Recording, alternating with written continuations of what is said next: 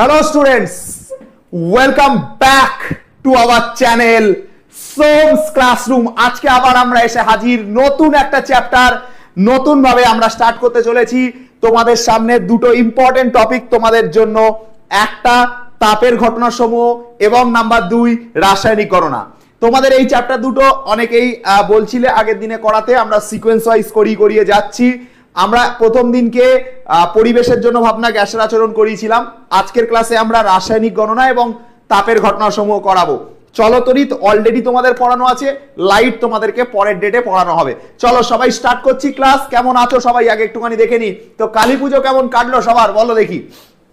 Sir আজকের ক্লাসের note আজকে আপলোড করা হবে, যেদিনকের ক্লাসের নোট সেদিনকে আপলোড হয়ে গেছে, নিজেরা একটু ঠিক করে চেক করো, ফ্রি মেটেরিয়াল সেকশনে পেয়ে যাবে। ঠিক আছে, নোট যে কটা ক্লাসের হয়ে গেছে প্রত্যেকটাই আপলোড হয়ে গেছে। বলো কেমন আছো। বলছে স্যার লেট কেন হলো। লেটটার কারণটা হচ্ছে যে আমি স্ট্রিমটাকে অন করছি, মানে আমি যখন সুইচ অন করছি এখান থেকে না, মানে স্টার্ট নিচ্ছিল না স্ট্রিমিং। কি প্রবলেম হয়েছে হয়তো আমাকে দেখে ভয়টা পেয়ে গেছে বোধহয়, ঠিক আছে, তাই জন্য হয়তো স্টার্ট হয়নি। ঠিক আছে, তো সেই জন্য আর কি স্টার্ট ফাট নিচ্ছে না, ভেবে যারা ঝড় আসতে চলেছে, তুফান আসতে চলেছে।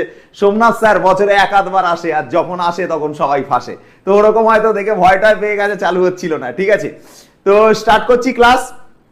স্যার আপনার কালী পুজো কেমন কাটলো। আর কালী পুজো ঠিক আছে, নিজেদেরই পুজো হয়ে গেছে মনে হচ্ছে। ঠিক আছে, চলো চলো চলো স্টার্ট করছি। ওকে ক্লাস ওকে। আচ্ছা বলছে স্যার মেকআপ করে আসতে এত দেরি হয়েছে। আমাকে দেখে মনে হচ্ছে এটা মেকআপ করে আসা লুক। মেকআপ করে আসলে এরকম থাকবে লুকটা।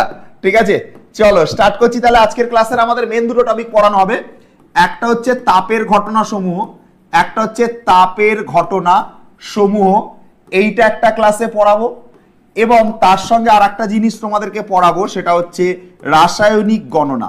রাসায়নিক গণনা পড়াবো। তো যারা আজকের ক্লাসে শেষ অবধি থাকবে, একদম ক্লাসের একদম শেষ অবধি যারা থাকবে, তাদেরকে আমি বলতে পারি যে এই চ্যাপ্টারের উপর যতটুকু পড়াবো তোমার পরীক্ষার জন্য এনাফ, মানে তোমার টেস্ট পরীক্ষার জন্য এনাফ। ঠিক আছে চলো স্টার্ট করছি তাহলে। ঠিক আছে, ঠাকুর ফাকুর দেখতে যাওনি নাকি, কি বলছে সব। ঠিক আছে চলো স্টার্ট করছি। ওকে, সিকোয়েন্সে পড়ি যাচ্ছি। ঠিক আছে, সিকোয়েন্সে পড়ি যাচ্ছি। কতদিন পর এলোন, ঠিক আছে, এলন মাস্ক, ঠিক আছে, সেই থেকে এলোন। ঠিক আছে, অনেকদিন পর এলোন, কি করার আছে। চলো স্টার্ট করছি তাহলে। প্রথমে আমরা যে টপিকটা পড়াবো সেটা হচ্ছে তাপের ঘটনাসমূহ। ফার্স্টে তাপের ঘটনাসমূহ পড়ানো হবে, তাপের ঘটনাসমূহ হয়ে যাবার পর রাসায়নিক গণনা হবে। তো প্রথমে তাপের ঘটনাসমূহ চ্যাপ্টারটা পড়াচ্ছি, মন দিয়ে শুনবে। ঠিক আছে, 3 তারিখের আগে অল চ্যাপ্টার রিভিশন হয়ে যাবে, চাপ নিও না। 3 তারিখের আগে অল চ্যাপ্টার হয়ে যাবে, চিন্তা করো না। অল চ্যাপ্টারের প্লেলিস্ট আমরা তোমাদেরকে দিয়ে দেবো, দেখতে হবে অল চ্যাপ্টার করানো আছে। 3 তারিখের আগে অল চ্যাপ্টার হয়ে যাবে। ঠিক আছে, 1 তারিখের ভেতর সব কমপ্লিট করে দেবো। এই মাসের মধ্যে যে 6-7 দিন আছে তার মধ্যে অল কমপ্লিট করে দেবো, চাপ নিও না। ঠিক আছে স্টার্ট করছি। ওকে ওকে, রাদিনিকটা করান, মানে রাদিনিকটা আবার কি জিনিস, নিজের কোনো চ্যাপ্টার নাকি বানানো রাদিনিক। রাদিনিক আবার কোন চ্যাপ্টার গো। ঠিক আছে চলো দেখো স্টার্ট করছি তাহলে। দেখো একটা জিনিস ভালো করে বোঝো, যে আমরা যদি এখানটাতে কোনো একটা বরফকে রাখি এবং বরফটাকে যদি আমরা ধরো তাপ দিই, তাপ দেওয়ার পর আমি কি দেখতে পাবো, তাপ দেওয়ার পর দেখবো এটা গলে যাচ্ছে, জল হয়ে যাচ্ছে। আচ্ছা আমি তোমাদের সামনে একটা কথা বলছি, যখন দেখবে কোনো কামারশালাতে কাজ হয় বা কোনো একটা জায়গাতে যখন কাজ হয়, দেখবে যে লোহা হোক বা কোনো একটা ধাতু হোক, সেটাকে তাপ দেওয়া হয়। তাপ দেয় কেন স্যার? তাপ দিলে সেটা আয়তনে বা আকার আকৃতিতে বৃদ্ধি ঘটে, তাই তো। যদি আমরা একটা কোনো লোহার দণ্ডকে যদি এখন আমরা তাপ দিই, ধরো এখানে একটা লোহার কোনো দণ্ড রয়েছে, এই লোহার দণ্ডটাকে তুমি কি করছো, বাইরে থেকে একে কি দিচ্ছ, তাপ দিচ্ছ। তাপ দিলে কি দেখতে পাবে, এইখানে যে দণ্ডটা ছিল এই দণ্ডটার দৈর্ঘ্যটা বেড়ে যাবে, দণ্ডটার দৈর্ঘ্যটা বেড়ে যাবে। যদি লোহার জায়গাতে অন্য কোনো বস্তু হয়, তাহলেও তুমি দেখতে পাবে যে কোনো জিনিসকে, কোনো বস্তুকে তাপ দিলে সেই তাপ দেওয়ার পর সেই বস্তুটা কি হবে, ধীরে ধীরে সাইজে বৃদ্ধি পাবে। এটা আমরা নতুন জিনিস বলছি না, এই জিনিসটা আমরা এর আগেও পড়েছি, যে কোনো একটা বস্তুকে যদি তাপ দেওয়া হয়, তাপ দিলে তার আকার বাড়তে থাকে বা তার লেন্থ বাড়তে থাকে, তার দৈর্ঘ্য বাড়তে থাকে। এই জিনিসটা আমরা আগেও পড়েছি। গ্রেগর জোহান মন্ডেল বলছে হ্যাঁ স্যার আমাকে চিনলেন। হ্যাঁ তোমাকে চিনবো না, বায়োলজির এত বড় অবদান তোমার বায়োলজিতে। ঠিক আছে চলো দেখো এদিকে দেখো। তাহলে আমি কি বললাম, কোনো একটা বস্তু যদি থাকে এবং সেই বস্তুটাকে আমি যদি হচ্ছে এরকম তাপ দিতে থাকি, আমি যদি এরকম হিট এনার্জি দিতে থাকি, তাহলে হিট দিতে থাকলে কি দেখবো, এটা দৈর্ঘ্যটাতে বেড়ে যাচ্ছে, লেন্থে বেড়ে যাচ্ছে। ঠিক আছে, কোনো বরফকে তুমি তাপ দিলে দেখতে পাবে সে জলে পরিণত হচ্ছে। তাহলে এই যে জিনিসটা, যে তাপ দেওয়ার জন্য কারোর দৈর্ঘ্য পরিবর্তন হতে পারে, কারোর আয়তনের পরিবর্তন হতে পারে, ক্ষেত্রফলের পরিবর্তন হতে পারে, এই যে দৈর্ঘ্যের পরিবর্তন, আয়তনের পরিবর্তন বা ক্ষেত্রফলের পরিবর্তন, এটা যে বাড়ছে, যে বৃদ্ধি পাচ্ছে, এই ঘটনাটাকে আমরা বলে থাকি তাপের প্রসারণ। তাপের ঘটনাসমূহ চ্যাপ্টারে আমরা এই বিষয়টাই জানবো। যে কি জানবো? যে কোনো একটা বস্তুকে তাপ দিলে তার দৈর্ঘ্য বাড়ে বা তার ক্ষেত্রফল বাড়ে বা তার আয়তন বাড়ে। এই বৃদ্ধি পাওয়ার ঘটনাটাকে আমরা কি বলি? এইটাকে আমরা বলে থাকি হচ্ছে তাপের প্রসারণ বলে থাকি। এবার তোমাদের কাছে একটা কোয়েশ্চেন জিজ্ঞাসা করব। এবার তোমাদের কাছে একটু কোয়েশ্চেন জিজ্ঞাসা করব। দেখো, একটা তোমার কাছে এইটুকু একটা বস্তু ছিল, এইটুকু একটা দণ্ড ছিল যেটা হচ্ছে 10 সেন্টিমিটারের, আর তোমার কাছে এইটুকু অব্দি একটা দণ্ড ছিল, এটা 15 সেন্টিমিটারের, এটা হচ্ছে 15 সেন্টিমিটারের দণ্ড ছিল। ভালো করে কথাটা বোঝো। আমি এই দণ্ডটাকেও আমি কি করেছি? তাপ দিয়েছি। আচ্ছা, আবার আমি কি করেছি? এই দণ্ডটাকেও আমি হচ্ছে কি করেছি? এই দণ্ডটাকেও আমি কি করেছি? তাপ দিয়েছি। তাহলে আমি দুটো দণ্ডকেই তাপ দিলাম, ঠিক আছে? এর প্রাথমিক দৈর্ঘ্যটাকে আমরা L1 বলে মানছি, এর প্রাথমিক দৈর্ঘ্যটাকে আমরা L1 বলে মানছি। আমাকে একটা কোয়েশ্চেনের উত্তর দাও, যদি এই দণ্ডটাকেও তাপ দেওয়া হয়, এই দণ্ডটাকেও তাপ দেওয়া হয়, তো যেহেতু এর সাইজটা বড় আর এর সাইজটা ছোট, তাপ দিলে এও বাড়তে থাকবে, এও বাড়তে থাকবে, কিন্তু কার লেন্থটা আমার কাছে একটু বেশি বড় বলে মনে হবে? বলো আগে আমাকে এই জিনিসটা একটুখানি বলো। আমি দেখতে পাচ্ছি এর যে প্রাথমিক লেন্থ, L1 মানে প্রাথমিক লেন্থ, সেটা কত? 10 সেন্টিমিটার, একেও তাপ দিলাম। আর একটা হচ্ছে লেন্থ কত? লেন্থ হচ্ছে 15 সেন্টিমিটার, আমি একেও তাপ দিলাম। তো তাপ দেওয়ার পর আমি দেখতে পাবো দুটোই বাড়ছে, কিন্তু কার জিনিসটা আমাদের কাছে বেশি বড় বলে মনে হবে? বলো, 15 সেন্টিমিটারেরটা আমার কাছে দেখতে বেশি বড় লাগবে নাকি 10 সেন্টিমিটারেরটা আমার কাছে বেশি বড় লাগবে? কারটা বড় লাগবে বলো? 15 সেন্টিমিটারটা বড় লাগবে। বড়টারটা বড় লাগবে, ছোটটারটা ছোট লাগবে, একদমই তাই। 15 সেন্টিমিটারটা বড় লাগবে, স্বাভাবিক বিষয়। তাহলে যখন তাপ দেওয়া হলো, তাপ দেওয়ার পর দেখা গেল এটার সাইজটা বেড়ে 18 সেন্টিমিটার হয়ে গেছে, আর এইটার যে সাইজটা ছিল, যেটা আমাদের 10 সেন্টিমিটারের ছিল, এটা আকারে বেড়ে ধরে নিলাম কথার কথা এটা হচ্ছে ধরো 12 সেন্টিমিটার হয়ে গেছে। তাহলে এর যে 18 সেন্টিমিটারটা হলো এটা সেকেন্ড লেন্থ, এর যেটা 12 সেন্টিমিটার হলো এটা হচ্ছে সেকেন্ড লেন্থ। তাহলে ভালো করে দেখো, এই যে দণ্ড দুটো, প্রথম যে দণ্ডটা বললাম, যেটাতে প্রথম যে কেসটা বললাম যেখানে 15 সেন্টিমিটারের দণ্ড ছিল আর সেটা বেড়ে 18 সেন্টিমিটার হয়েছে, এই দণ্ডটাতে যে দৈর্ঘ্যের প্রসারণ যদি কেউ জিজ্ঞাসা করে স্যার কত হলো, তুমি বলবে স্যার L2 মাইনাস L1 হয়েছে, মানে 18 সেন্টিমিটার হয়েছে, আগে 15 সেন্টিমিটার ছিল, মানে তুমি বলবে স্যার 3 সেন্টিমিটার বেড়েছে। তুমি বলবে স্যার 3 সেন্টিমিটার বেড়েছে। কি করে? পরে 18 সেন্টিমিটার হয়েছে, আগে 15 ছিল, তাহলে 18 থেকে 15 বাদ দাও, 18 থেকে 15 বাদ দাও, দিলে হচ্ছে 3 সেন্টিমিটার লেন্থ বেড়েছে। 3 সেন্টিমিটার লেন্থ বেড়েছে। তোমাকে যদি বলে এই দুটোর মধ্যে বলো তো কত সেন্টিমিটার লেন্থ বেড়েছে, তুমি বলবে স্যার L2 মাইনাস L1 হয়েছে, মানে এখন 12 সেন্টিমিটার হয়েছে, আগে 10 সেন্টিমিটার ছিল, মানে 2 সেন্টিমিটার পর্যন্ত লেন্থ বেড়েছে। তার মানে নিনো টাকাটা নিনো। তার মানে এই জিনিসটা আমি বুঝতে পারলাম, যে এই ক্ষেত্রে লেন্থ, প্রাথমিক লেন্থটা বড় ছিল, তাই জন্য প্রসারণটাও চোখে বড় বলে মনে হয়েছে। এর ক্ষেত্রে প্রাথমিক লেন্থটা বড় ছিল, তাই জন্য প্রসারণটাও বড় বলে মনে হয়েছে। দৈর্ঘ্যের যে বৃদ্ধিটা হয়েছে, সেই দৈর্ঘ্যের বৃদ্ধিটা বড় বলে মনে হয়েছে প্রথম ক্ষেত্রে। তাহলে কি বললাম? যে দৈর্ঘ্যের যে বৃদ্ধি, এই যে দৈর্ঘ্যের যে বৃদ্ধি, সেই দৈর্ঘ্যের বৃদ্ধিটা কি হয়েছে? বড় বলে মনে হয়েছে, কারণ দৈর্ঘ্যের প্রসারণ হয়েছে তাই। দৈর্ঘ্যের প্রসারণ হয়েছে তাই, ঠিক আছে? দৈর্ঘ্যের প্রসারণটা মানে দৈর্ঘ্যের প্রসারণটা কার সাথে সমানুপাতিক? প্রাথমিক দৈর্ঘ্যের সাথে। কার সাথে সমানুপাতিক স্যার? প্রাথমিক দৈর্ঘ্যের সাথে। প্রাথমিক দৈর্ঘ্যের সাথে। ভালো করে আমার কথাটা বোঝো। এর ক্ষেত্রে যে তুমি দৈর্ঘ্যের প্রসারণটা দেখতে পাচ্ছ 3 সেন্টিমিটারের, এর ক্ষেত্রে যে দৈর্ঘ্যের প্রসারণটা তুমি দেখতে পাচ্ছ বা দৈর্ঘ্যের বৃদ্ধিটা তুমি দেখতে পাচ্ছ 3 সেন্টিমিটারের, সেই দৈর্ঘ্যের বৃদ্ধিটা ডিপেন্ড করছে এর লেন্থটার উপর। এর লেন্থ বড় ছিল, এর লেন্থটা বড় ছিল, তাই জন্য এর প্রসারণটা বেশি বড় বলে মনে হয়েছে। এর লেন্থটা কম ছিল, তাই জন্য এর দৈর্ঘ্যের বৃদ্ধিটা কম বলে মনে হয়েছে। তাহলে দৈর্ঘ্যের বৃদ্ধি কতটা হবে? এর ক্ষেত্রে দৈর্ঘ্যের বৃদ্ধি দেখলাম, এর ক্ষেত্রে দৈর্ঘ্যের বৃদ্ধি দেখলাম। দৈর্ঘ্যের বৃদ্ধি কতটা হবে এটা ডিপেন্ড করে প্রাথমিক অবস্থায় লেন্থ কত ছিল। এর ক্ষেত্রে দৈর্ঘ্যের বৃদ্ধি কতটা হবে বা এর ক্ষেত্রে দৈর্ঘ্যের বৃদ্ধি কতটা হবে, দৈর্ঘ্যের বৃদ্ধি কতটা হবে এটা ডিপেন্ড করে প্রাথমিক ক্ষেত্রে দৈর্ঘ্য কত ছিল। যদি কোনো ছোট সাইজের বস্তু হয় সে আর কতটাই বা বাড়বে, যদি কোনো ছোট সাইজের বস্তু হয় সে আর কতটাই বা বাড়বে, যদি কোনো বড় সাইজের বস্তু হয় সেটা স্বাভাবিক বিষয় বেশি বৃদ্ধি পাবে। তুমি একটা কথা চিন্তা করো, একটা ছোট গল্প বলি শোনো, একটা ছোট গল্প বলছি, মন দিয়ে শুনবে, গল্পটা ভালো করে বুঝবে। একটা ছেলে ছিল, ঠিক আছে? দাঁড়া একটা সেকেন্ড, যাচ্ছ না কেন? তোমাকে বললাম না? হ্যাঁ দেখো, আমি একটা ছোট গল্প বলছি। এই মনে করো হচ্ছে আমাদের ছেলেটার নাম হচ্ছে আরিয়ান মোল্লা, বাবার অগাধ টাকা, ঠিক আছে? কি আরিয়ান মোল্লার হচ্ছে বাবার অগাধ টাকা, অগাধ টাকা, ঠিক আছে? অগাধ টাকার মালিক, অগাধ টাকার মালিক। কত? ধরে নাও হচ্ছে 100 কোটি টাকার মালিক, 100 CR, 100 কোটি টাকার মালিক। মন দিয়ে স্টোরিটা শুনবে ভালো করে। এবার এই আরিয়ান মোল্লা, যার বাবার অগাধ পয়সা রয়েছে, 100 কোটি টাকার মালিক, এই আরিয়ান মোল্লা হচ্ছে সারা জীবন কোনো কাজবাজ করে না, কোনো দরকারি কোনো কাজ করে না, কোনো ভালো কাজ করে না, কিন্তু বাবার বহুত পয়সা, 100 কোটি টাকা আছে। এবার এই ছেলেটাকে যদি একটু সামান্য পরিশ্রম করে, সামান্য যদি পরিশ্রম করে, এর কাছে যে টাকাটা গ্রো হবে, সেই টাকাটা তোমার চোখে পড়বে যে হ্যাঁ 100 কোটি টাকাতে 102 কোটি টাকা হলো, বা 105 কোটি টাকা হলো, 110 কোটি টাকা হলো, সেই টাকাটার গ্রোটা তোমার চোখে পড়বে।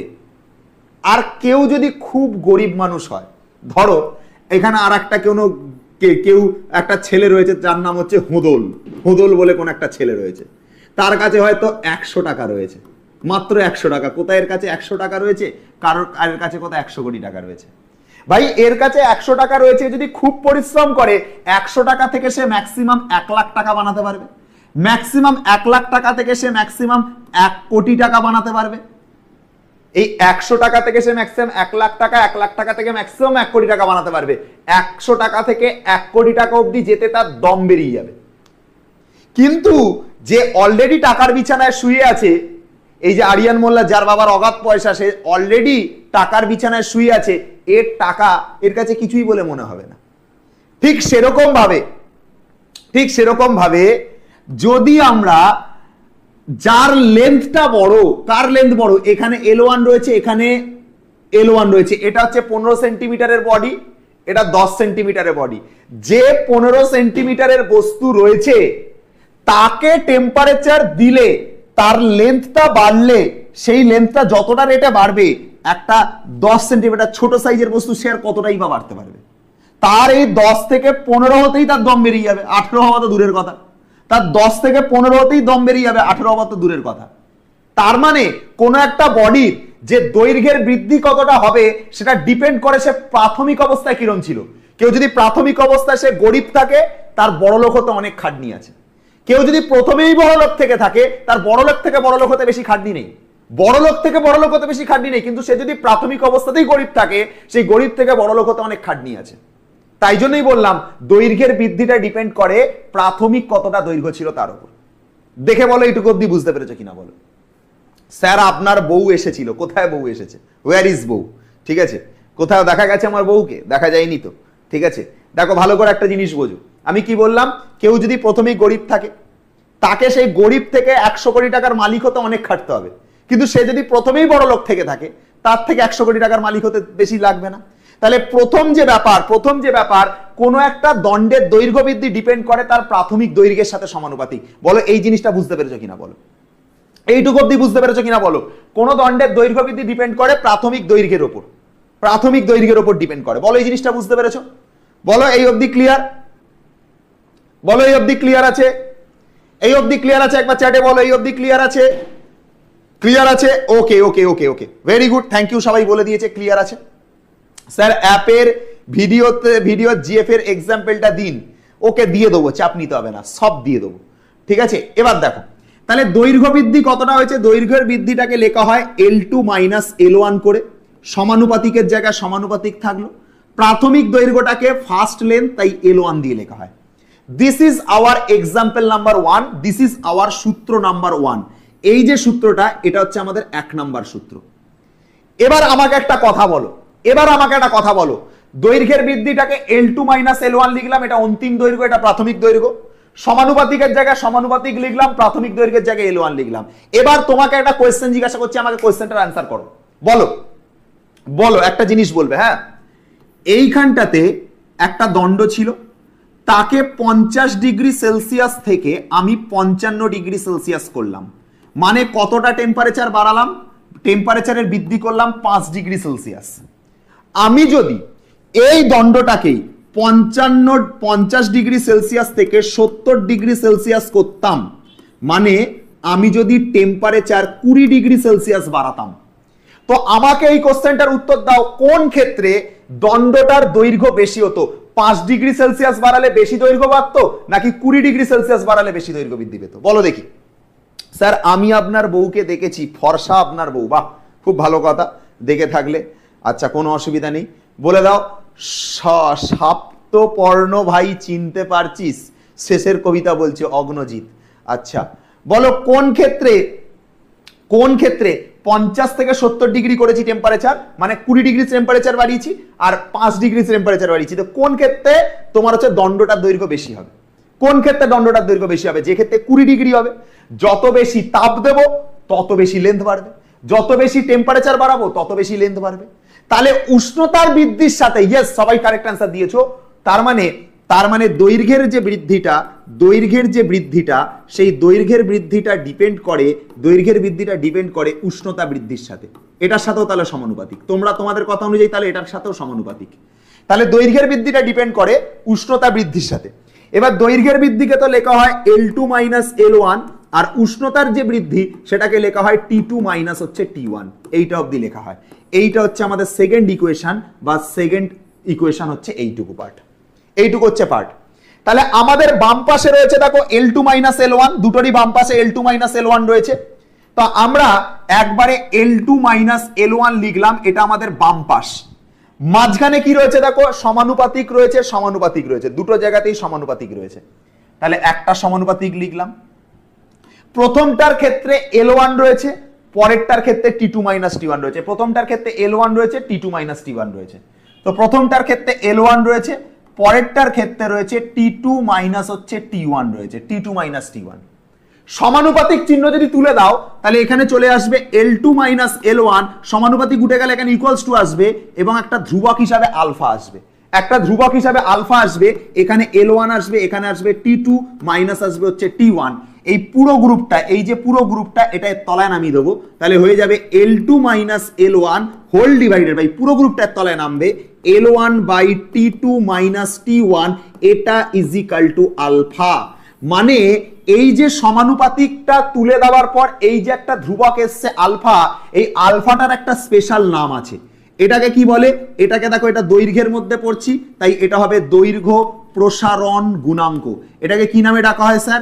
দৈর্ঘ্য প্রসারণ গুণাঙ্ক বলে ডাকা হয় এটাকে। ডেফিনেশন পড়ছি, আগে এইটুকু অবধি দেখো, বুঝতে পেরেছো কিনা দেখো।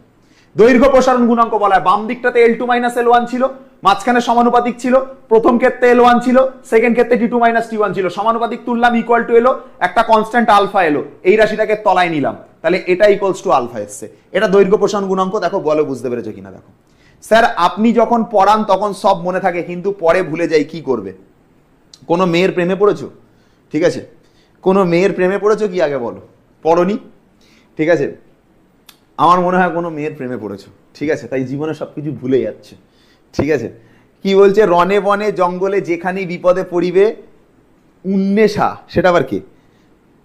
আচ্ছা বলো, এই অবধি দেখো, এই অবধি দেখে বলো সবাই বুঝতে পেরেছো কিনা। ক্লিয়ার? এই অবধি ক্লিয়ার স্যার? পুরো একদম ভেরি গুড, ক্লিয়ার বলে দিয়েছো, এক্সিলেন্ট। এই অবধি সবার কাছে ক্লিয়ার আছে? একদম ক্লিয়ার এই অবধি? ঠিক আছে, এই অবধি সবার কাছে ক্লিয়ার আছে? আচ্ছা এই অবধি ক্লিয়ার আছে, ঠিক আছে। না স্যার প্রেম করি না, একদম ঠিক আছে, আমি তো আপনার প্রেমে পাগল অয়ন, ঠিক আছে, কারোর প্রেমে পাগল হয়েও না, ঠিক আছে। রাসায়নিক গণনা আজকের হবে তো সব হবে আজকে, চাপ নিচ্ছ কেন? এই অবধি ক্লিয়ার আছে সবার কাছে? এই অবধি সবাই বলে দেবে, এই অবধি ক্লিয়ার আছে? স্যার আমাদের ক্লাস 11-এর কোনো ভিডিও আসবে না ইউটিউবে? আসছে তো, কত আসবে আর, তোমাদেরই তো ভিডিও আসছে চিরকাল, ঠিক আছে। এই অবধি ক্লিয়ার আছে সবার কাছে? ওকে দেখে নাও এই অবধি, ঠিক আছে। তার মানে এই যে আলফাটাকে পেলাম, আলফাটাকে আমরা বলে থাকি দৈর্ঘ্য প্রসারণ গুণাঙ্ক।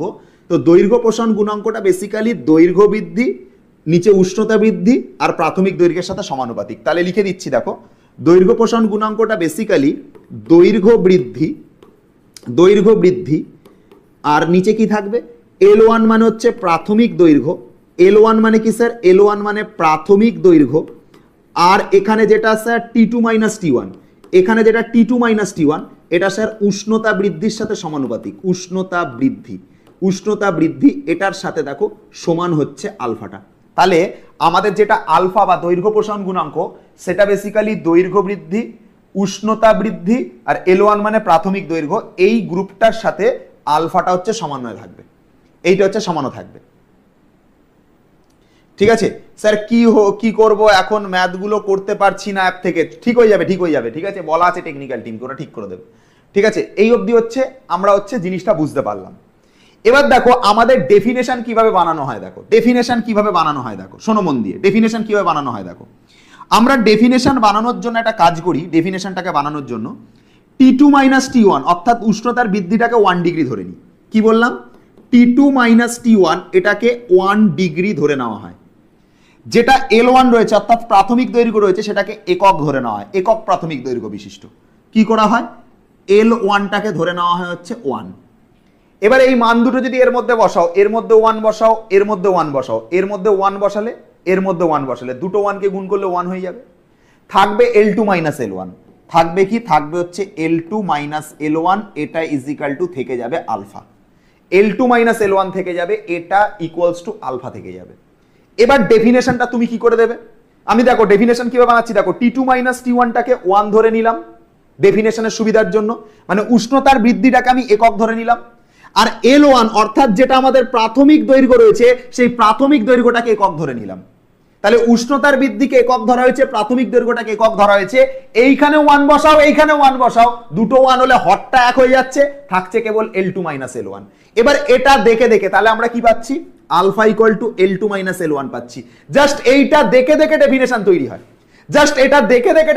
তৈরি হয়, যে একক দৈর্ঘ্য বিশিষ্ট কোনো পদার্থের বা একক দৈর্ঘ্য বিশিষ্ট কোনো দণ্ডের উষ্ণতা একক বৃদ্ধি করতে, আবারও বলছি, একক দৈর্ঘ্য বিশিষ্ট কোনো দণ্ডের উষ্ণতা একক বৃদ্ধি করলে যে দৈর্ঘ্যের প্রসারণ হয় তাকে দৈর্ঘ্য প্রসারণ গুণাঙ্ক বলে। দেখো ডেফিনেশন এখানে দাঁড়িয়ে দাঁড়িয়ে মুখস্থ করে দেবো, তোমাদেরকে ডেফিনেশন আলাদা করে পড়তে লাগবে না, বই খাতা খুলতে লাগবে না, ডেফিনেশন এখানে তৈরি হয়ে যাবে। আমি আবার বলছি, মন দিয়ে শোনো, একক দৈর্ঘ্য বিশিষ্ট কোনো দণ্ডের উষ্ণতা একক বৃদ্ধি করলে যে দৈর্ঘ্য প্রসারণ হয় তাকে দৈর্ঘ্য প্রসারণ গুণাঙ্ক বলে। দেখো এখানেই ডেফিনেশন। এখানে আমরা কি পাচ্ছি, যে দৈর্ঘ্য প্রসারণ গুণাঙ্কর ক্ষেত্রে আমরা পেলাম ডেফিনেশন এখান থেকেই তৈরি হয়ে যাচ্ছে, যে একক দৈর্ঘ্য বৃদ্ধিতে বা একক দৈর্ঘ্য কোনো পদার্থের, একক দৈর্ঘ্য কোনো দণ্ডের বলবে, একক দৈর্ঘ্য কোনো দণ্ডের উষ্ণতা একক বৃদ্ধি করলে যে দৈর্ঘ্যের প্রসারণ হয় তাকে দৈর্ঘ্য প্রসারণ গুণাঙ্ক বলে। তাহলে আবার বলছি, একক দৈর্ঘ্য বিশিষ্ট কোনো দণ্ডের উষ্ণতা একক বৃদ্ধি হলে যে দৈর্ঘ্যের প্রসারণ হয় তাকে দৈর্ঘ্য প্রসারণ গুণাঙ্ক বলে। যা যা এখানে পড়ালাম সেম টু সেম জিনিস তোমার ক্ষেত্র প্রসারণ গুণাঙ্কের মধ্যে হবে, সেম টু সেম জিনিস তোমার আয়তন প্রসারণ গুণাঙ্কের মধ্যেও হবে। তাহলে কঠিনের টোটাল 3 প্রকারের প্রসারণ গুণাঙ্ক দেখতে পাবো, ক্ষেত্র প্রসারণ গুণাঙ্ক, আয়তন প্রসারণ গুণাঙ্ক আর দৈর্ঘ্য প্রসারণ গুণাঙ্ক। দৈর্ঘ্য প্রসারণ গুণাঙ্ক তো দেখলাম, ক্ষেত্র প্রসারণ গুণাঙ্ক আর আয়তন প্রসারণ গুণাঙ্ক সেমই হবে। কি হবে বলে দিচ্ছি, শোনো মন দিয়ে শোনো। কি হবে, যখন আমরা ক্ষেত্র প্রসারণ গুণাঙ্ক পড়বো, বিটা যখন পড়বো, তখন যেটাকে এখানে অন্তিম দৈর্ঘ্য মাইনাস প্রাথমিক দৈর্ঘ্য পড়েছি, সেটা অন্তিম ক্ষেত্রফল মাইনাস প্রাথমিক ক্ষেত্রফল পাবো, বাই দিয়ে প্রাথমিক ক্ষেত্রফল ইন্টু T2 মাইনাস T1 পাবো। এটা গেল প্রথম কেস, এটা গেল হচ্ছে প্রথম কেস। অর্থাৎ অন্তিম ক্ষেত্রফল মাইনাস প্রাথমিক ক্ষেত্রফল, নিচে অন্তিম উষ্ণতা মাইনাস প্রাথমিক উষ্ণতা, বাই নিচে ক্ষেত্রফল। যখন আমরা আয়তন প্রসারণ গুণাঙ্ক পাবো, যখন আমরা গামা পড়বো, গামাটা হচ্ছে আমাদের আয়তন প্রসারণ গুণাঙ্ক। গামাটা কি স্যার? গামাটা হচ্ছে আয়তন প্রসারণ গুণাঙ্ক, আয়তন প্রসারণ গুণাঙ্ক, আয়তন প্রসারণ গুণাঙ্ক। যখন আমরা আয়তন প্রসারণ গুণাঙ্ক পাবো তখন কি হবে, এটা হবে অন্তিম আয়তন মাইনাস প্রাথমিক আয়তন, মানে ওপরে হবে হচ্ছে V2 মাইনাস V1, নিচে হচ্ছে অরিজিনাল V1, আর এখানে থাকবে T2 মাইনাস হচ্ছে T1 থাকবে, এই থাকবে। তাহলে কি বলবো ডেফিনেশন বলবার সময়? একই রকম ডেফিনেশন বলবো, আগেরবার যেরকম বলেছো সেম ভাবে একই রকম ডেফিনেশন বলবে। আগেরবারে যেরকম বলেছো একক দৈর্ঘ্য বিশিষ্ট কোনো পদার্থের বা কোনো দণ্ডের, এক্ষেত্রে বলবে একক ক্ষেত্রফল বিশিষ্ট কোনো পদার্থের। আগেরবারে বলেছো উষ্ণতা একক বৃদ্ধি করতে, এবারও বলবে উষ্ণতা একক বৃদ্ধি করতে। আগেরবারে বলেছো যে দৈর্ঘ্য প্রসারণ হয় তাকে দৈর্ঘ্য প্রসারণ গুণাঙ্ক বলে, এবারে বলবে যে ক্ষেত্র প্রসারণ হয় তাকে ক্ষেত্র প্রসারণ গুণাঙ্ক বলে। আয়তনটাও নিজেরা বলতে পারবে, কি বলবে? যে একক আয়তন বিশিষ্ট কোনো পদার্থের উষ্ণতা একক বৃদ্ধি করতে যে আয়তনের প্রসারণ হয় তাকে আয়তন প্রসারণ গুণাঙ্ক বলে। তাহলে আরেকবার, তাহলে V1টাকে 1 ধরে নেবে, তাহলে একক আয়তন বিশিষ্ট কোনো পদার্থের উষ্ণতাটাকে 1 ধরে নেবে, উষ্ণতার বৃদ্ধিটা। তাহলে একক আয়তন বিশিষ্ট কোনো পদার্থের, এটা হচ্ছে একক আয়তন বিশিষ্ট কোনো পদার্থের উষ্ণতা একক বৃদ্ধি করলে যে আয়তন প্রসারিত হয়, একক আয়তন বিশিষ্ট কোনো পদার্থের উষ্ণতা একক বৃদ্ধি করলে যে আয়তন প্রসারিত হয় তাকে আয়তন প্রসারণ গুণাঙ্ক বলে। ডেফিনেশন তৈরি, তিনটে ডেফিনেশন যা পড়ালাম তাই লেখা আছে বইতে। চলো মিলিয়ে দেখে দিচ্ছি, তিনটে ডেফিনেশন যা পড়ালাম দেখো তাই লেখা আছে বইতে, তোমাকে বই থেকে মিলিয়ে দিচ্ছি। এবারে দেখো, দেখো যা পড়িছি তাই লেখা আছে, দেখো সেম জিনিস। একক দৈর্ঘ্যের কোনো দণ্ডের উষ্ণতা 1 ডিগ্রি বৃদ্ধি করলে যে পরিমাণ দৈর্ঘ্য প্রসারণ হয় তাকে দৈর্ঘ্য প্রসারণ গুণাঙ্ক বলে, একে আলফা অক্ষর দ্বারা প্রকাশ করা হয়। দেন ক্ষেত্র প্রসারণ গুণাঙ্কতে চলে আসো, দেন ক্ষেত্র প্রসারণ গুণাঙ্কতে চলে আসো, দেখো একই জিনিস থাকবে। দেখে নাও, একক ক্ষেত্রফল বিশিষ্ট কোনো পদার্থের উষ্ণতা একক বৃদ্ধি করলে যে ক্ষেত্র প্রসারণ হয় তাকে ক্ষেত্র প্রসারণ গুণাঙ্ক বলে, একে বিটা লেটার দ্বারা প্রকাশ করা হয়। আচ্ছা, তারপর দেখো আয়তন প্রসারণ গুণাঙ্ক, সেম টু সেম জিনিস, সেম টু সেম জিনিস। একক আয়তন বিশিষ্ট পদার্থের V1টাকে একক ধরেছিলাম, উষ্ণতা একক বৃদ্ধি করলে যে পরিমাণ আয়তন প্রসারণ হয় তাকে আয়তন প্রসারণ গুণাঙ্ক বলে। যা পড়িছি তাই, একক আয়তন বিশিষ্ট পদার্থের উষ্ণতা একক বৃদ্ধি করলে যে আয়তন প্রসারিত হয় তাকে আয়তন প্রসারণ গুণাঙ্ক বলে। হয়ে গেল এই অবধি কাজ। আচ্ছা, এবার শোনো, দৈর্ঘ্য প্রসারণ গুণাঙ্ক বলুক, ক্ষেত্র প্রসারণ গুণাঙ্ক বলুক বা আয়তন প্রসারণ গুণাঙ্ক বলুক, তিনটে যাই বলুক না কেন, ভালো করে শুনে নাও কি কি বললাম।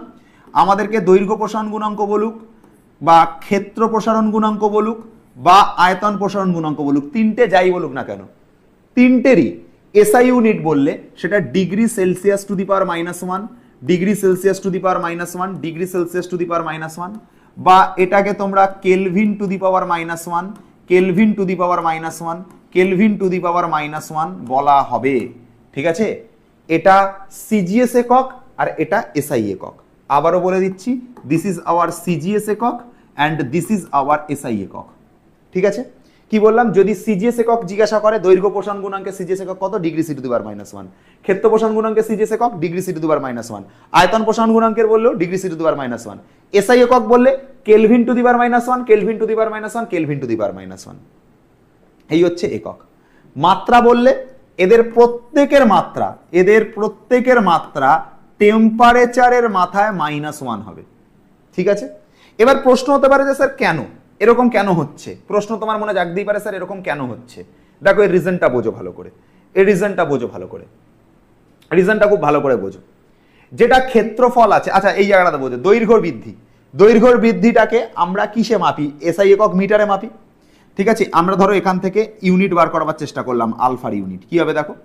দৈর্ঘ্যের বৃদ্ধিটাকে আমরা কিসে মাপি? মিটারে মাপি, এটাকে মিটারে মাপি। তাহলে ওপরে আমরা মিটার লিখবো, বাই দিয়ে প্রাথমিক দৈর্ঘ্য এটাও আমরা মিটারে মাপি, তাহলে এটাকেও আমরা মিটার লিখবো, ইনটু উষ্ণতা বৃদ্ধি এটাকে কিসে মাপি? এটাকে মাপি হচ্ছে ডিগ্রি সেলসিয়াসে বা কেলভিনে, যে কোনো একটা বলবে। কেলভিনে এসআইতে করছে যখন, তাহলে কেলভিন বলি। তাহলে মিটার আর মিটার কেটে যাবে, এখানে 1 থাকবে। এখানে যেটা 1/k আছে, কেটা তুলে লিখবো, কেটা তুলে লিখলে এটা হয়ে যাবে কেলভিন টু দি পাওয়ার -1। আবারও বলছি, দৈর্ঘ্যের বৃদ্ধিটা মিটারে মাপা হয়, প্রাথমিক দৈর্ঘ্যটাও মিটারে মাপা হয়, উষ্ণতা বৃদ্ধিটা কেলভিনে মাপা হয়। মিটার মিটার কেটে গেল, কেলভিনটা তুলে লিখলাম কেলভিন টু দি পাওয়ার -1। ওই জন্য বললাম আলফার বললেও কেলভিন টু দি পাওয়ার -1 হবে। এটাও তো দেখো ক্ষেত্রফল বৃদ্ধি, নিচে প্রাথমিক ক্ষেত্রফল, তাহলে দুটো ক্ষেত্রফল কেটে যাবে, শুধু টেম্পারেচারটা পড়ে থাকবে। তাহলে কেলভিন টু দি পাওয়ার -1। একই রকম ভাবে এটাও কেলভিন টু দি পাওয়ার -1। তিনটেরই SI unit kelvin to the power -1, CGS unit degree centigrade to the power -1। এই হয়ে গেল তোমাদের তিনটে দৈর্ঘ্য প্রসারণ গুণাঙ্ক, ক্ষেত্র প্রসারণ গুণাঙ্ক আর আয়তন প্রসারণ গুণাঙ্ক হয়ে গেল। এই তিনটে জিনিস তোমাদের হয়ে গেল। আচ্ছা, তোমাদেরকে যদি কেউ পরীক্ষায় কোয়েশ্চেন করে যে তিনটের মধ্যে কি সম্পর্ক আছে লেখো, তাহলে জেনে রাখবে alpha equals to beta by 2 is equal to হচ্ছে গামা বাই 3। এটা হচ্ছে তিনজনের মধ্যে সম্পর্ক আছে। এটা হচ্ছে সম্পর্ক, alpha equals to beta by 2 equals to gamma by 3। তিনটের মধ্যে সম্পর্কের সমীকরণ হচ্ছে এটা, alpha equals to beta by 2 equals to gamma by 3। দৈর্ঘ্য প্রসারণ গুণাঙ্ক, ক্ষেত্র প্রসারণ গুণাঙ্ক, আয়তন প্রসারণ গুণাঙ্ক, দৈর্ঘ্য ক্ষেত্র আয়তন প্রসারণ গুণাঙ্কের মধ্যে সম্পর্ক এটা। তাহলে এই অবধি আমরা যেটা করলাম, এটা আমাদের দৈর্ঘ্য প্রসারণ গুণাঙ্ক হয়ে গেল, ক্ষেত্র প্রসারণ গুণাঙ্ক হয়ে গেল, আয়তন প্রসারণ গুণাঙ্ক হয়ে গেল। মানে কঠিনের যে পার্টটা রয়েছে ওটা আমরা কমপ্লিট করে দিলাম। এইবারে আমরা কোথায় চলে আসবো স্যার? এইবারে আমরা চলে আসবো হচ্ছে তরলের পার্টটার মধ্যে। তরলের পার্টটার মধ্যে আসছি, দেখো তরলের পার্টটার মধ্যে আসি। অ্যাকচুয়ালি তরলের দুই রকমের প্রসারণ দেখতে পাওয়া যায়, ঠিক আছে? তরলের দুই রকম প্রসারণ দেখতে পাওয়া যায়। আগে রিজনটা বলে দিই, শোনো। তরলের দুই রকম প্রসারণ দেখতে পাওয়া যায়, ভালো করে শোনো। মনে করো এখানটাতে একটা পাত্র রয়েছে, আর এই পাত্রটার মধ্যে মনে করো এরকম তরল রয়েছে। এই পাত্রটার মধ্যে মনে করো হচ্ছে এরকম একটা তরল রয়েছে। এবার এই পাত্রটাকে ধরো আমি ফোটাচ্ছি, কি করছি? এই পাত্রটাকে আমি তাপ দিলাম। মনে করো এই পাত্রটাকে আমি কি করলাম, এরকম হচ্ছে তাপ দিলাম। কি করলাম? এই পাত্রটাকে আমি মনে করো তাপ দিলাম। তাপ দিলে কি হবে? এর মধ্যে যে তরল রয়েছে সেই তরলের লেয়ারটা বাড়তে থাকবে। কি হবে? ভালো করে শোনো। পাত্রটার মধ্যে কি হবে দেখতে পাবো, তরলের যে লেয়ারটা সেই তরলের লেয়ারটা বৃদ্ধি পাবে। কি বৃদ্ধি পেল? তরলের যে লেয়ার সেই লেয়ারটা বেড়ে গেল। তাপ দেওয়া হয়েছে, তাহলে তরলটা বাড়ছে, তরলের প্রসারণ হবে। তাহলে যেটা আমরা খালি চোখে দেখতে পাবো যে তরলের প্রসারণটা বাড়লো, তরল আগে ছিল এইখান থেকে এইটুকু, এখন তরল হয়ে গেল এই জায়গা থেকে এতটা। এই যে তরলের বৃদ্ধি এতটা হলো। আগে তরল কতটা ছিল? আগে তরল ছিল এতটা। এখন তরল কতটা হলো? এখন তরল এতটা হয়ে গেল। তাহলে তরলের যে এতটা বৃদ্ধি হলো না, তরলের যে এতটা পরিমাণ বৃদ্ধি হলো না, এই যে তরলের যে বৃদ্ধি হলো, এটা খালি চোখে দেখতে পাচ্ছি আমরা। খালি চোখে আমরা দেখতে পাচ্ছি তরলের বৃদ্ধি এতটা হয়েছে। এটাকে আমরা বলে থাকি তরলের প্রসারণ। এটাকে আমরা কি বলে থাকি? তরলের প্রসারণ বলে থাকি। খালি চোখে যেটা দেখতে পেয়েছি সেটাকে আমরা বলে থাকি তরলের প্রসারণ। বুঝতে পারলাম জিনিসটা? আগে এতটা ছিল, এখন এতটা হয়েছে, এটা আমরা তরলের প্রসারণ বলে থাকি। তরল বেড়েছে, তাহলে তরলের প্রসারণ। কিন্তু এটা কি প্রসারণ? খালি চোখে যেটা দেখতে পাচ্ছ দ্যাট ইজ আপাত প্রসারণ। তোমার খালি চোখে যেটা মনে হচ্ছে সেটা তোমার আপাত প্রসারণ। যেমন তোমার মনে হতে পারে যে একটা, তুমি যেমন স্কুল ব্যাচে যাও বা কোনো একটা ব্যাচে যাও, বা ধরো তোমার হচ্ছে টিউশন ব্যাচে যাও, কোনো একটা মেয়েকে ধরো তুমি দেখলে, ঠিক আছে? তোমার মনে হতে পারে মেয়েটা খুব ভালো, যদি এই মেয়েটার সাথে আমি এখন থেকে প্রেম করতে পারি তাহলে ভবিষ্যতে গিয়ে এ আমার বউ হবে। আহা, কতই না সুন্দর দেখতে, কতই না ভালো। এরকম তোমার মনে হয়? এরকম তোমার মনে হয় যে মেয়েটা কতটাই ভালো, কোচিংয়ের ব্যাচে দেখছি রোজ দিন যাচ্ছে আসছে, আহা কি সুন্দর দেখতে, কত ভালো মেয়ে, একে যদি একবার বিয়ে করতে পারতাম, বাহ কি ভালোই না হতো। কিন্তু তুমি খোঁজ নিয়ে ভালো করে দেখবে মেয়েটাকে, তুমি খালি চোখে ওটা তোমার মনে হচ্ছে যে ভালো, খুব ভালো মেয়ে, কিন্তু তুমি যদি ভালো করে খোঁজ নিয়ে দেখো তুমি দেখতে পেতে পারো যে সেই মেয়েটা হয়তো এমন একটা মেয়ে যে তোমাকে পুরো চাকর বানিয়ে রেখে দেবে। হতেই পারে এরকম, না হওয়ার কিছু নেই। হবেই যে বলছি না, হতেও তো পারে।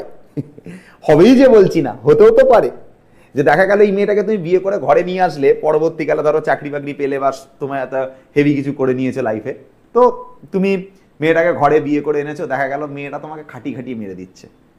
তাহলে তোমার আপাত দৃষ্টিতে যেটা মনে হচ্ছিল বাস্তবের সাথে তুমি সেটা মিল পেলে না। তাহলে তুমি খালি চোখে যেটা দেখতে পাও, যাকে তোমার ভালো বলে মনে হয়, দ্যাট ইজ আপাত প্রসারণ। মানে এই তরলটা রয়েছে, একে তুমি তাপ দিলে, তাপ দেওয়ার জন্য এর এতটা বেড়ে গেল আয়তনটা, এই যে তরলের আয়তন বাড়লো, এই বৃদ্ধিটাকে বলা হয় তরলের আপাত প্রসারণ। এবার তাপ দেওয়ার সাথে সাথে যেরকম এর ভেতরে থাকা তরলটা বাড়ে, ঠিক সেরকম ভাবে এই যে পাত্রটার মধ্যে তুমি রেখেছো, এটা তো একটা কোনো কঠিন পদার্থ দিয়ে তৈরি, কোনো ধাতুর তৈরি হবে এই পাত্রটা। এটা কিসের তৈরি হবে? এটা কিসের তৈরি হবে স্যার? এটা কোনো ধাতুর তৈরি হবে। হ্যাঁ, ধাতুর তৈরি হবে। তাহলে এই ধাতুটারও তো সামান্য বৃদ্ধি হবে, যেটা তুমি খালি চোখে অনুভব করতে পারবে না বা বুঝতে পারবে না। তুমি একে যখন তাপ দিচ্ছ, এই ধাতুটারও সামান্য বাড়ে। যেটা খালি চোখে বোঝা যায় না, তাহলে সেটা ধাতুর প্রসারণ। এবার এই পাত্রটার বা পাত্র বলছি, ধাতু বলছি না, এই পাত্রটার প্রসারণ এবং এর মধ্যে থাকা তরলের প্রসারণ দুটোকে অ্যাড করলে, পাত্রটার প্রসারণ এবং এর মধ্যে থাকা তরলের প্রসারণ দুটোকে অ্যাড করলে যে প্রসারণ পাও দ্যাট ইজ প্রকৃত প্রসারণ। তাহলে দু রকমের প্রসারণ হলো। তরলকে তুমি তাপ দিলে শুধু তরল বাড়লো, সেটা খালি চোখে দেখতে পাচ্ছ, সেটা তরলের আপাত প্রসারণ। এবার পাত্রটাকে তাপ দিলে তরলও বাড়ছে, পাত্রটাও বাড়ছে, তরল আর পাত্র দুটোই বাড়লো, দ্যাট ইজ প্রকৃত প্রসারণ। ঠিক আছে, চলো দেখো যেটা পড়ালাম সেটাই রয়েছে, দেখো সেটাই রয়েছে। দেখো কি বলছে, বলছে পাত্রের প্রসারণের ফলে আমাদের চোখে তরলের প্রসারণ তার প্রকৃত আয়তন বৃদ্ধির তুলনায় কিছুটা কম হয়েছে বলে মনে হয়। পাত্রের প্রসারণটাকে বাদ দিয়ে দেখবে তরলকে যখন হিট দিচ্ছ পাত্রের মধ্যে রেখে, তখন পাত্র যেটা থাকে সেটার প্রসারণটাকে বাদ দিয়ে তরলের এই ধরনের প্রসারণকে আমরা বলে থাকি তরলের আপাত প্রসারণ। এটাতে কিন্তু পাত্রের প্রসারণকে উপেক্ষা করে বলা আছে। দেখো এই যে পাত্রের প্রসারণকে উপেক্ষা করে, পাত্রের যে প্রসারণটা রয়েছে সেটাকে বাদ দিয়ে, পাত্রটার প্রসারণটাকে বাদ দিয়ে শুধু ওর মধ্যে থাকা তরলের যে প্রসারণটা হবে দ্যাট ইজ তরলের আপাত প্রসারণ। তাহলে স্যার প্রকৃত প্রসারণটা কি? ওর মধ্যে যে তরলটা ছিল এবং পাত্রটা, তরলটা ছিল এবং পাত্রটা দুটোর প্রসারণকে যোগ করলে যে প্রসারণ পাওয়া যায়। দেখো এই যে আপাত প্রসারণের সঙ্গে পাত্রের প্রসারণ ছিল সেই অংশের আয়তন প্রসারণকে যোগ করলে তরলের যে প্রসারণ পাওয়া যায় তাকে বলা হয় তরলের প্রকৃত প্রসারণ। যেটা বললাম, পাত্রটাও বাড়ছে আর ওর মধ্যে থাকা তরলটা সেটাও বাড়ছে, দুটো প্রসারণকে যোগ করে দিলে যে প্রসারণ পাবে দ্যাট ইজ প্রকৃত প্রসারণ। অবধি ক্লিয়ার হয়ে গেল? আচ্ছা, এবারে আমাদের কাছে কি আছে দেখো, আমাদের কাছে কি আছে দেখো, আমাদের কাছে কি আছে দেখো। এই অবধি তো আমরা পড়ে ফেলেছি, এই অবধি আমরা পড়ে ফেলেছি। এবার আমরা পড়বো কি, গ্যাসের আয়তন প্রসারণ গুণাঙ্ক। গ্যাসের আয়তন প্রসারণ গুণাঙ্ক পড়বো। ঠিক আছে, যেমন তরলের আয়তন প্রসারণ গুণাঙ্ক হয়, একই ডেফিনেশন হবে। গ্যাসেরটা বানিয়ে দিচ্ছি, তরলের আয়তন প্রসারণ গুণাঙ্কটা নিজে হাতে বই থেকে পড়বে। আচ্ছা, গ্যাসের আয়তন প্রসারণ গুণাঙ্কটা একটুখানি বলে দিই। কি বলছে দেখো, বলছে চাপ স্থির রেখে নির্দিষ্ট ভরের কোনো গ্যাসের উষ্ণতা 0 ডিগ্রি সি থেকে 1 ডিগ্রি সি বৃদ্ধি করলে প্রতি একক আয়তনে যে আয়তনের প্রসারণ হয় তাকে আয়তন প্রসারণ গুণাঙ্ক বলে। দেখো ডেফিনেশন যা পড়েছিলাম সেটাই, এই যে এইটাই পড়েছিলে না? দেখো তো একটু আগে যখন কঠিনেরটা পড়েছিলে তখন এরকম পড়েছিলে না, L2 - L1, নিচে পড়েছিলে L1, এখানে পড়েছিলে T2 - T1, এটা সমান সমান আলফা বলেছিলে, এটা দৈর্ঘ্য প্রসারণ গুণাঙ্কতে পড়েছিলে। এবার গ্যাসের ক্ষেত্রে যখন পড়বে এটা আয়তন দিয়ে পড়বে, সেম জিনিস পড়বে আয়তন দিয়ে, সেম জিনিস তুমি আয়তন দিয়ে পড়বে। কি পড়বে জানো? সেম জিনিস তুমি আয়তন দিয়ে পড়বে আলফার ক্ষেত্রে, সেম জিনিস আয়তন দিয়ে পড়বে। কি পড়বে? যেটা এখানে L2 - L1 বলছো সেটা বলবে VT - 0 ডিগ্রি সেলসিয়াস টেম্পারেচার আয়তন। ঠিক আছে,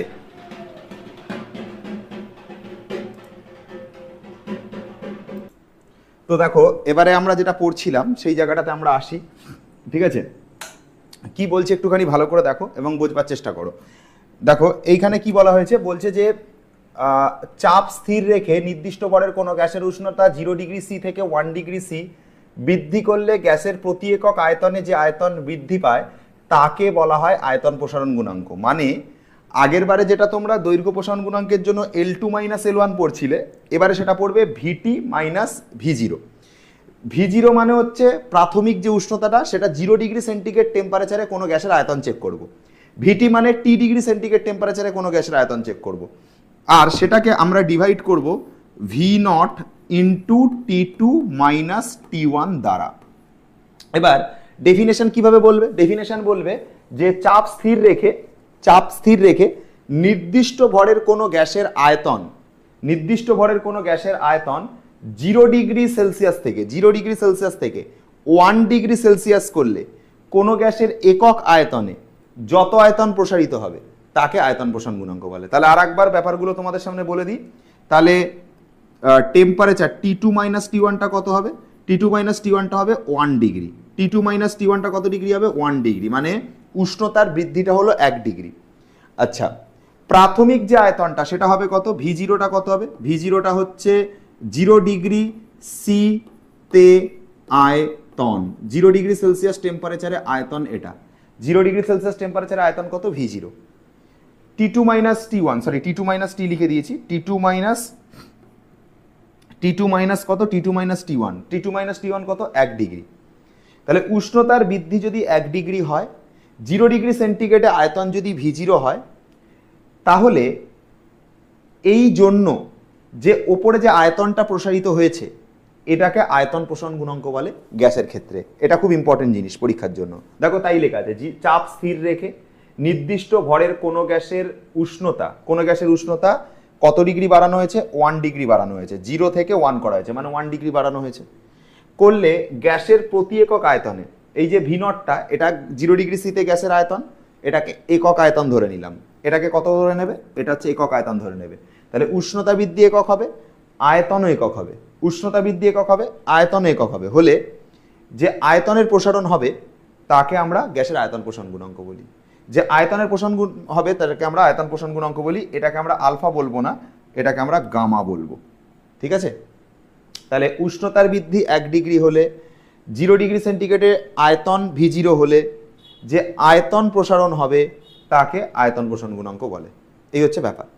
এবার এটা তো গেল টেম্পারেচার, ওই তোমার ইউনিট একই, ডিগ্রি C⁻⁻1 বা মানে ফারেনহাইট -1 বা হচ্ছে কেলভিন -1, উষ্ণতার যে এর যে ভ্যালু যেটা সেটা একই আছে। ঠিক আছে? আচ্ছা, এবার আমরা একটা জিনিস পড়বো, সেটা হচ্ছে তাপ পরিবাহিতা পড়বো এবং তাপ পরিবাহিতার যে সম্পর্ক সেগুলো পড়বো। তাহলে সবার আগে বোঝো, এখানে কিছু কথা বলা হচ্ছে, যেমন যেসব পদার্থের মধ্যে দিয়ে তাপ সহজেই পরিবাহিত হয় তাদের সুপরিবাহী পদার্থ বলে, এবং যেসব পদার্থের মধ্যে দিয়ে তাপ সহজে পরিবাহিত হয় না তাকে তাপের কুপরিবাহী পদার্থ বলে। যেমন ধরো একটা পদার্থ রয়েছে, যেমন হয়তো তামা বা লোহা বা রূপো, এর মধ্যে দিয়ে তাপ যেতে পারে, তো এগুলো হচ্ছে তাপের সুপরিবাহী পদার্থ। যার মধ্যে দিয়ে যেতে পারে না, যেরকম কাঠ, যেরকম প্লাস্টিক, এগুলোকে আমরা তাপের কুপরিবাহী পদার্থ বলি। ঠিক আছে? সব থেকে ভালো তাপের সুপরিবাহী পদার্থ হলো রূপো। রূপোর তাপ পরিবাহিতা সবচেয়ে বেশি। যদি বলে যে তাপের কুপরিবাহী পদার্থ, তাহলে কাঁচ হবে, কাগজ হবে, কাঠ হবে, এগুলো হচ্ছে তাপের কুপরিবাহী পদার্থ। আচ্ছা, একটা জিনিস জানতে চায় যে তরল বা গ্যাসীয় পদার্থের তাপ পরিবাহিতা কেমন? খুব কম। যদি বলে শূন্য স্থানের তাপ পরিবাহিতা কত, সেটা হচ্ছে 0। শূন্য স্থানের তাপ পরিবাহিতা কত, সেটা হচ্ছে 0। এগুলো তোমাকে জানতে হবে। আর তাপ পরিবহনের যে ক্ষমতা, পদার্থের তাপ পরিবহনের ক্ষমতাকে তাপ পরিবাহিতা বলা হয়। তাহলে একবার ছোট ছোট করে জিনিসগুলো বলে দিই। তাহলে কি বললাম? একটা পদার্থ, মনে করো এটা একটা লোহা, এর মধ্যে তাপ যাচ্ছে, তাহলে এই ক্ষমতাটাকে বলবো তাপ পরিবাহিতা। এর মধ্যে তাপ যাচ্ছে, এই ক্ষমতাটাকে বলবো তাপ পরিবাহিতা। যার মধ্যেই তাপ যেতে পারে তারা সুপরিবাহী, যার মধ্যে তাপ যেতে পারে না তারা তাপের কুপরিবাহী পদার্থ। যেমন লোহা বা কোনো ধাতু, এর মধ্যে তাপ যেতে পারে, এরা হচ্ছে তাপের সুপরিবাহী। তাপের কুপরিবাহী কারা? যেমন কাঁচ, কাগজ, এগুলো হচ্ছে তাপের কুপরিবাহী পদার্থ। শূন্য স্থানে তাপ পরিবাহিতা কত? শূন্য স্থানে তাপ পরিবাহিতা হচ্ছে 0। হয়ে গেল। আচ্ছা, তাপ পরিবাহিতাঙ্কটা কি জিনিস? This is very vital. তাপ পরিবাহিতাঙ্ক কি জিনিস আগে ভালো করে বোঝো। হ্যাঁ, এখানে ভালো করে জিনিসটাকে বোঝো। মনে করো এইটা একটা, তোমার কাছে এখানে কোনো ঘনক আছে, এইটা মনে করো কোনো একটা ঘনক আছে এরকম। ঠিক আছে? এটা মনে করো কোনো একটা ঘনক আছে। এই ঘনকের দুটো বিপরীত তল আছে। কি কি দুটো বিপরীত তল? একটুখানি দেখো কি কি দুটো বিপরীত তল। একটা তল তো হচ্ছে এটা, একটা তল হচ্ছে এটা। আচ্ছা, এটা কি রয়েছে? এটা একটা তল রয়েছে, এটা একটা তল রয়েছে। ঠিক আছে? আমরা ঘনক দিয়ে বোঝাচ্ছি, তুমি অন্য কোনো পদার্থ নিয়েও তুমি বুঝতে পারো। ঠিক আছে? ধরো কি কি ফ্যাক্টরের ওপর তাপের পরিবাহিতাঙ্ক নির্ভর করে আগে বোঝো। এক তো হচ্ছে, তোমাদেরকে একটা জিনিস বলি, ধরো এই জায়গাতে এই পাত্রটার মধ্যে মনে করো জল রাখা আছে। এই পাত্রটার মধ্যে কি রাখা আছে? মনে করো জল রাখা আছে। এটাতে হাই লেভেলে জল রাখা, এটাতে লোয়ার লেভেলে জল রাখা। ঠিক আছে? এটাতে লোয়ার লেভেলে জল রাখা। ঠিক আছে? ওকে ওকে। তা হায়ার লেভেল থেকে জলটা লোয়ার লেভেলে যখন যাবে, তুমি জানবে যে এটার লেভেল যদি খুব উঁচু স্থানে থাকে, এটার লেভেল যদি লোয়ার লেভেলে থাকে, এর লেভেল হায়ার স্থানে, এর লেভেল লোয়ার স্থানে। যদি এরকম থাকে তাহলে উচ্চ স্থান থেকে জল তোমার কি হচ্ছে, যেখানে লোয়ার লেভেল রয়েছে, যেটা হায়ার লেভেল, সেখান থেকে জল লোয়ার লেভেলের দিকে যেতে থাকে। হায়ার লেভেল থেকে জলটা লোয়ার লেভেলের দিকে যেতে থাকে। যদি এখানে উচ্চ থাকে এই জায়গাটা নিম্ন থাকে, তাহলে জল কি হবে, জল হায়ার লেভেল থেকে জল লোয়ার লেভেলের দিকে যেতে থাকে। যদি দেখা যায় কখনো এরম জায়গাতে জলের লেভেল আছে পাশে, আর এটারও এরম জায়গাতে জলের লেভেল আছে, লেভেল দুটোর মধ্যে দেখো পার্থক্য খুব কম আছে, এই লেভেল আর এই লেভেলের মধ্যে পার্থক্য খুব কম আছে, তাহলে জল কিন্তু আর এপার থেকে এদিকে যেতে পারবে না তখন, কারণ এই দুটোর মধ্যে যে পার্থক্য সে পার্থক্যটা কমিয়ে দিয়েছো। যখন এখানে একটা উঁচু স্থানে জল থাকবে আর এখানে একটা নিম্ন স্থানে জল থাকবে, তখন হায়ার লেভেলের দিক থেকে জল লোয়ার লেভেলের দিকে যাবে, কিন্তু দুটোই যদি কাছাকাছি হয়ে যায় তখন কিন্তু জলের ফ্লোটা ভালো হবে না। ঠিক সেরকম ভাবে আমরা একটা কাজ করতে পারি, মনে করো এই জায়গার টেম্পারেচার অনেক বেশি, নিচের টেম্পারেচার অনেক কম, বা নিচের টেম্পারেচার অনেক বেশি, ওপরের টেম্পারেচার অনেক কম। তো আমি ধরে নিলাম কথার কথা যে দুটো কেস বুঝবো, মনে করো এই জায়গাতে 10 ডিগ্রি সেলসিয়াস রয়েছে, এই জায়গাতে 5 ডিগ্রি সেলসিয়াস রয়েছে। আর একটা কেস বুঝছি, এখানে মনে করো 20 ডিগ্রি সেলসিয়াস রয়েছে আর এখানে মনে করো 1 ডিগ্রি সেলসিয়াস রয়েছে। তাহলে এই ক্ষেত্রে উষ্ণতার পার্থক্য কত? প্রথম ক্ষেত্রে উষ্ণতার পার্থক্য 10 আর 5 মানে 5 ডিগ্রি সেলসিয়াসের, 20 আর 1 মানে 19 ডিগ্রির পার্থক্য। তো কোন ক্ষেত্রে ভালো তাপ প্রবাহিত হবে? যখন 20 আর এটা 1 হবে, যখন বেশি পার্থক্য থাকবে উষ্ণতার, তখন ভালো তাপ প্রবাহিত হবে। তাহলে তাপের যে পরিবহন যেটা থাকে, তাপের যে পরিবহনের হার থাকে, সেই তাপের পরিবহনের হারকে আমরা কিউ/টি দিয়ে লিখি।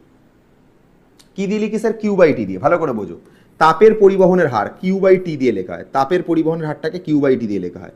এটা প্রথম ক্ষেত্রে সমানুপাতিক হচ্ছে θ2 - θ1, এটার সাথে প্রথম ক্ষেত্রে সমানুপাতিক হলো। আচ্ছা, তাপের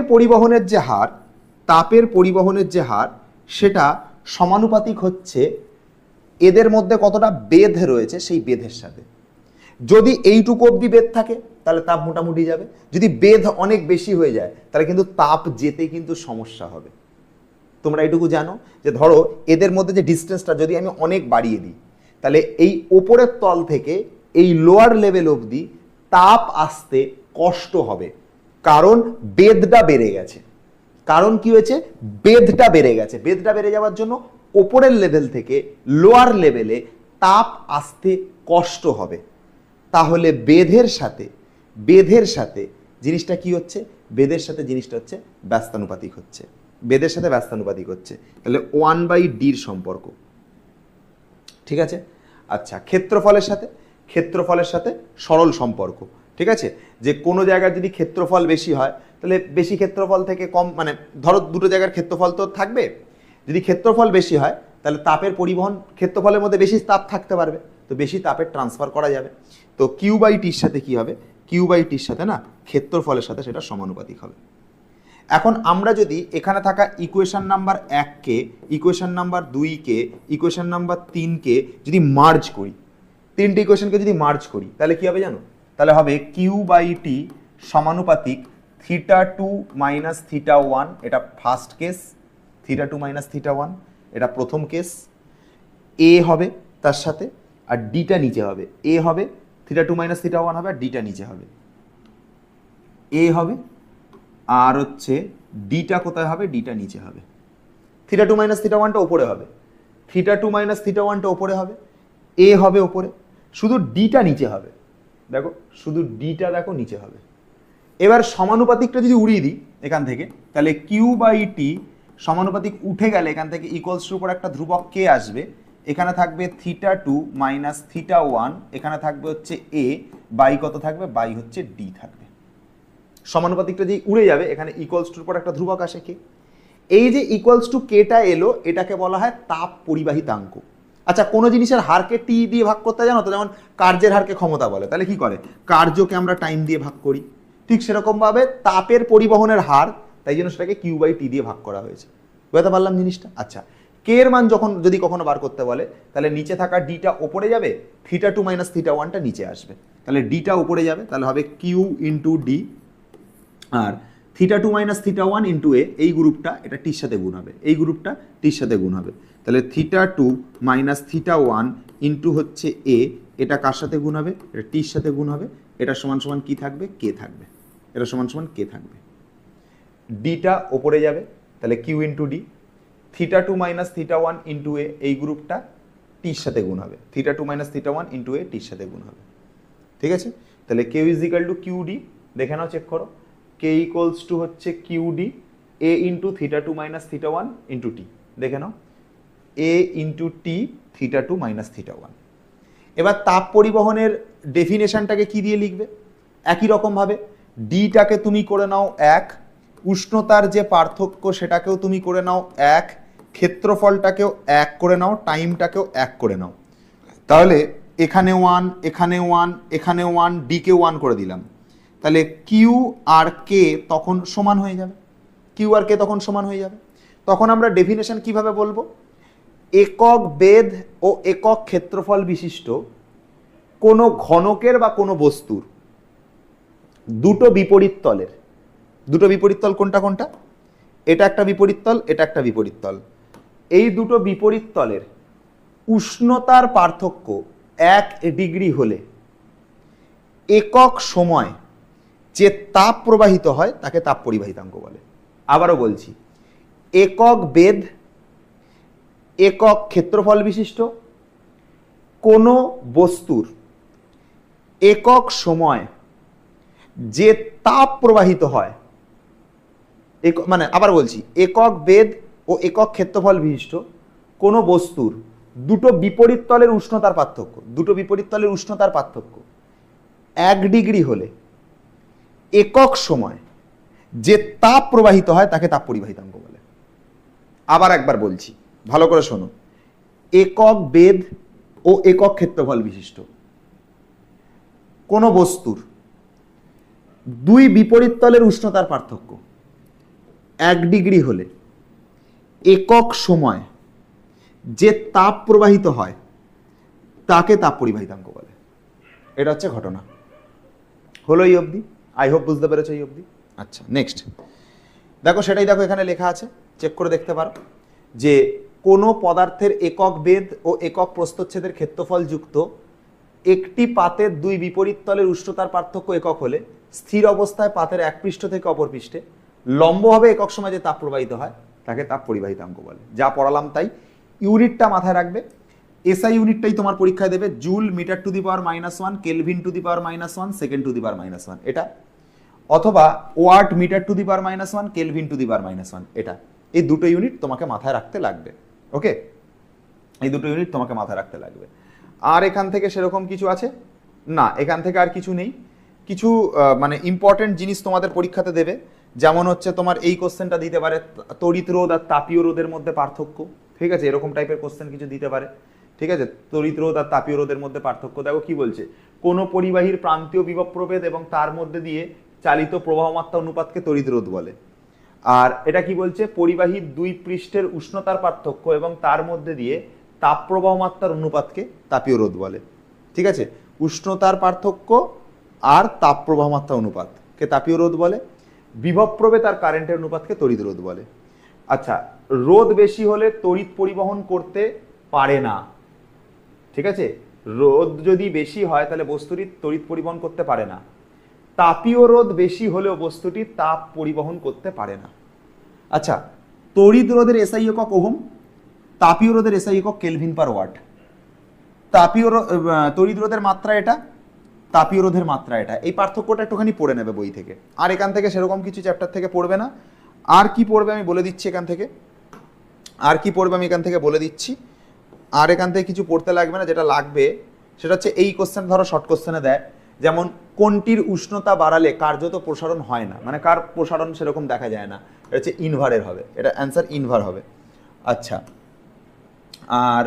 আর এখান থেকে সেরকম কিছু নেই, এখান থেকে আর সেরকম তোমায় কিছু পড়তে লাগবে না, আর এখান থেকে আমাদের কিছু দরকার নেই। এবার ধরো তুমি দু তিনটে শর্ট কোশ্চেন আমি তোমাদেরকে দেখাচ্ছি যেরকম পরীক্ষাতে পড়ে, যেমন হচ্ছে ধরো আদর্শ গ্যাসের আয়তন প্রসারণ গুণাঙ্ক কত এবং চাপ প্রসারণ গুণাঙ্ক কত, তোমরা জানো কিনা জানি না, দুটোই হচ্ছে তোমার 1/273, দুটোই কত, দুটোই হচ্ছে 1/273, এটা আয়তন প্রসারণ গুণাঙ্ক, এটাই আবার চাপ প্রসারণ গুণাঙ্ক। এই 1/273টা এটা আয়তন প্রসারণ গুণাঙ্ক, এটা চাপ প্রসারণ গুণাঙ্ক। দুটোর অনুপাত যদি করো, দুটোর অনুপাত করলে অ্যান্সার আসবে 1। দুটোর অনুপাত করলে অ্যান্সার কত আসবে? 1 আসবে। আচ্ছা, তরলের কত প্রকার তাপ প্রসারণ গুণাঙ্ক আছে? তরলের 2 প্রকার আছে, একটা প্রকৃত প্রসারণ গুণাঙ্ক, একটা আপাত প্রসারণ গুণাঙ্ক। তাহলে স্যার 2 প্রকার অ্যান্সার হবে। কঠিনের কত প্রকার তাপীয় প্রসারণ গুণাঙ্ক আছে? 3 প্রকার, একটা হচ্ছে দৈর্ঘ্য প্রসারণ গুণাঙ্ক, ক্ষেত্র প্রসারণ গুণাঙ্ক আর আয়তন প্রসারণ গুণাঙ্ক। তাহলে 3 প্রকার হবে। আচ্ছা, কঠিনের রৈখিক প্রসারণ গুণাঙ্ক, রৈখিক প্রসারণ গুণাঙ্ক আর দৈর্ঘ্য প্রসারণ গুণাঙ্ক একই, তাহলে একক কি হয়? Degree Celsius to the power -1, C হবে। আচ্ছা, নেক্সট কি বলেছে? কোন কঠিন পদার্থের দৈর্ঘ্য প্রসারণ গুণাঙ্ক আলফা, ক্ষেত্র প্রসারণ গুণাঙ্ক বিটা, আয়তন প্রসারণ গুণাঙ্ক গামা হলে আলফা বিটা গামার রেশিও কত? আলফা বিটা গামার রেশিও কত? দেখো, আমরা নর্মালি রেশিও দেখেছি alpha equal to beta by 2 equal to gamma by 3। এটা সমান সমান ধরো কে ধরে নিলাম, এর নিচে কিছু নেই মানে 1 লিখলাম। তাহলে আলফা সমান সমান কত হবে? 1 এর সাথে কে এর গুণ 1k। বিটার মান কত হবে? 2 এর সাথে কে এর গুণ 2k। গামার মান কত হবে? 3 এর সাথে কে এর গুণ 3k। রেশিও করছি alpha is to beta is to gamma. এবার আলফার মান কত? 1k। বিটার মান কত? 2k। গামার মান কত? 3k।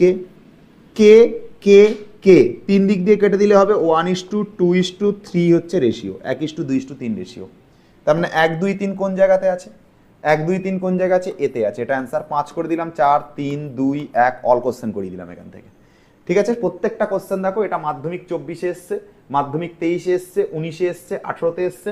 প্রতিটা কোশ্চেন মাধ্যমিকে আসা প্রশ্ন, প্রতিটা কোশ্চেন মাধ্যমিক আসা প্রশ্ন। ঠিক আছে, আর এখান থেকে সেরকম কিছু লাগবে না। আচ্ছা, এবার দেখো এই কোশ্চেনটা দেখো, বলছে নিচের কোন ধাতুগুলির কোনটির প্রসারণ গুণাঙ্ক ন্যূনতম হওয়ায় বিভিন্ন কাজে ব্যবহার হয়? ইনভার হবে। 9টা হয়ে গেল। 8এর দাগের কোশ্চেনটা তুমি পারবে করতে। ক্ষেত্র প্রসারণ গুণাঙ্ক x বলেছে, ক্ষেত্র প্রসারণ গুণাঙ্ক x বলেছে, তাহলে আয়তন প্রসারণ গুণাঙ্ক কত হবে? ক্ষেত্র প্রসারণ গুণাঙ্ক x বলেছে, আমরা জানি বিটা বাই 2 ইজিক্যাল টু হচ্ছে গামা বাই 3। তাহলে ক্ষেত্র প্রসারণ গুণাঙ্কটা x বলেছে, এটা x বলেছে, নিচে 2 আছে ইজিক্যাল টু গামা বাই 3 আছে। 3টাকে উপরে গুণ করে দেবো, তাহলে হয়ে যাবে 3x/2। এটা সমান সমান গামা, এটা সমান সমান গামা। ক্ষেত্র প্রসারণ গুণাঙ্কটা x, 2 এর জায়গায় 2, গামার জায়গায় গামা, 3 এর জায়গায় 3, 3টা x এর সাথে গুণ করবো 3x/2, এটা হচ্ছে গামার মান। ঠিক আছে, 3x/2 হচ্ছে গামার মান।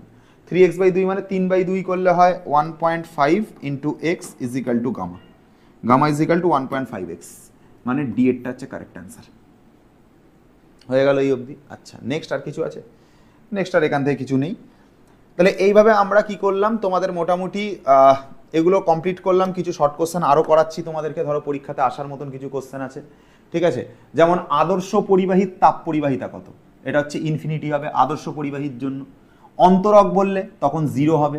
ঠিক আছে, আচ্ছা, কোনটির তাপ পরিবাহিতা সবচেয়ে বেশি? ঠিক আছে, তাপ পরিবাহিতা সব থেকে বেশি হীরের হয়। ঠিক আছে, যদি ধাতু বলে দিত তাহলে ওটা রূপো হতো। ঠিক আছে, তাপ প্রবাহের একক কোনটা? সেটা ওয়াট হবে। আচ্ছা, বলছে কোনো পরিবাহীর তাপীয় রোধ নিচের কোনটির ওপর নির্ভর করে না? উষ্ণতার পার্থক্যের ওপর। ঠিক আছে, আচ্ছা, তাপের রোধের সঙ্গে সদৃশ কোনটা? তাপের রোধের সঙ্গে হচ্ছে তড়িৎ রোধ হচ্ছে সদৃশ। তাপীয় রোধ আর তড়িৎ রোধ সদৃশ। 19-এরটা নিজে হাতে করো, বলে দিয়েছি উত্তর। শুনে থাকলে মন দিয়ে বলে দিয়েছি উত্তর। তুমি যদি উত্তর শুনে থাকো মন দিয়ে, তাহলে বলে দিয়েছি তোমার উত্তর। ঠিক আছে, বলে দিয়েছি কিন্তু। এটা হয়ে গেল, এটা হয়ে গেল, এটা হয়ে গেল, এটা হয়ে গেল। 19টা নিজে করবে। অনেকগুলো কোশ্চেন তোমাদেরকে করিয়ে দিলাম এখান থেকে, শর্ট কোশ্চেন।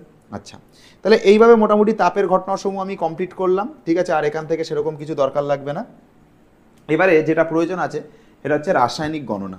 ঠিক আছে, আমি তোমাদেরকে রাসায়নিক গণনা পড়াবো বলেছিলাম। হ্যাঁ স্যার পড়াবেন বলেছিলেন। চলো স্টার্ট করছি হচ্ছে তোমাদের জন্য কি রাসায়নিক গণনা। আমি সবাইকে প্রেফার করব সবাই আগে একটা জিনিস করে নেবে রাসায়নিক গণনার ক্লাস দেখার আগে। সেটা হচ্ছে রাসায়নিক গণনা দেখবার আগে না, সবার আগে যেটা তুমি করবে সেটা হচ্ছে আমাদের মেন চ্যানেলে গিয়ে, আমাদের যেটা সোমস ক্লাসরুমের মেন চ্যানেল আছে, ঠিক আছে, মেন চ্যানেলে গিয়ে ব্যালেন্সের ভিডিওটা দেখে নেবে। কি করবে? ঠিক আছে, সোমস ক্লাসরুমের যেটা মেন চ্যানেল আছে, সোমস ক্লাসরুমের কি আছে, যেটা মেন চ্যানেল আছে, সেখানে গিয়ে কি দেখবে? সেখানে গিয়ে ব্যালেন্সের ভিডিওটা দেখবে। ব্যালেন্সের ভিডিওটাকে দেখে নেবে। সোমস ক্লাসরুমের মেন চ্যানেলে গিয়ে ব্যালেন্সের ভিডিওটাকে দেখে নেবে। ব্যালেন্সের ভিডিওটা দেখলে তোমার দেখবে মানে রাসায়নিক গণনা বুঝতে মানে খুব ইজি হচ্ছে। আগে ব্যালেন্সের ভিডিও দেখবে, তারপর রাসায়নিক গণনা দেখবে। আগে ব্যালেন্স, পরে রাসায়নিক গণনা, তাহলে দেখবে তোমাদের বুঝতে সুবিধা হবে। ঠিক আছে, চলো স্টার্ট করছি ক্লাস। দেখো মন দিয়ে শোনো। সবার আগে ধরো আমরা এই অঙ্কটা দিয়ে শুরুয়াত করছি। এই অঙ্কটা দিয়ে শুরুয়াত করছি, যাতে বিক্রিয়া করেই দেওয়া আছে, তোমাকে জাস্ট ক্যালকুলেশনটা করতে হবে। মাধ্যমিকে পড়েছিল কোশ্চেনটা অলরেডি, কোন ইয়ারে পড়েছে দেখো, 2022 সালে পড়েছে মাধ্যমিক, 2022-এ পড়েছে। কি বলেছে কোশ্চেনটা একটুখানি পড়ো, কোশ্চেনটা কি বলেছে পড়ো। বলছে সালফিউরিক অ্যাসিড এবং সোডিয়াম হাইড্রোক্সাইডের বিক্রিয়ার সমীকরণ এইটা, H2SO4 + 2NaOH। H2SO4 প্লাস দিয়েছে 2NaOH, এটা দিয়েছে। এটা করে কি আসছে, Na2SO4, ঠিক আছে, প্লাস হচ্ছে 2H2 আসছে এটা করে। আচ্ছা, বলছে 4.9 গ্রাম সালফিউরিক অ্যাসিডের সঙ্গে সম্পূর্ণরূপে বিক্রিয়া করার জন্য কত গ্রাম সোডিয়াম হাইড্রোক্সাইড প্রয়োজন হবে। আচ্ছা, মানে সালফিউরিক অ্যাসিডের সাথে কত গ্রাম সোডিয়াম হাইড্রোক্সাইডের প্রয়োজন হবে জিজ্ঞাসা করেছে।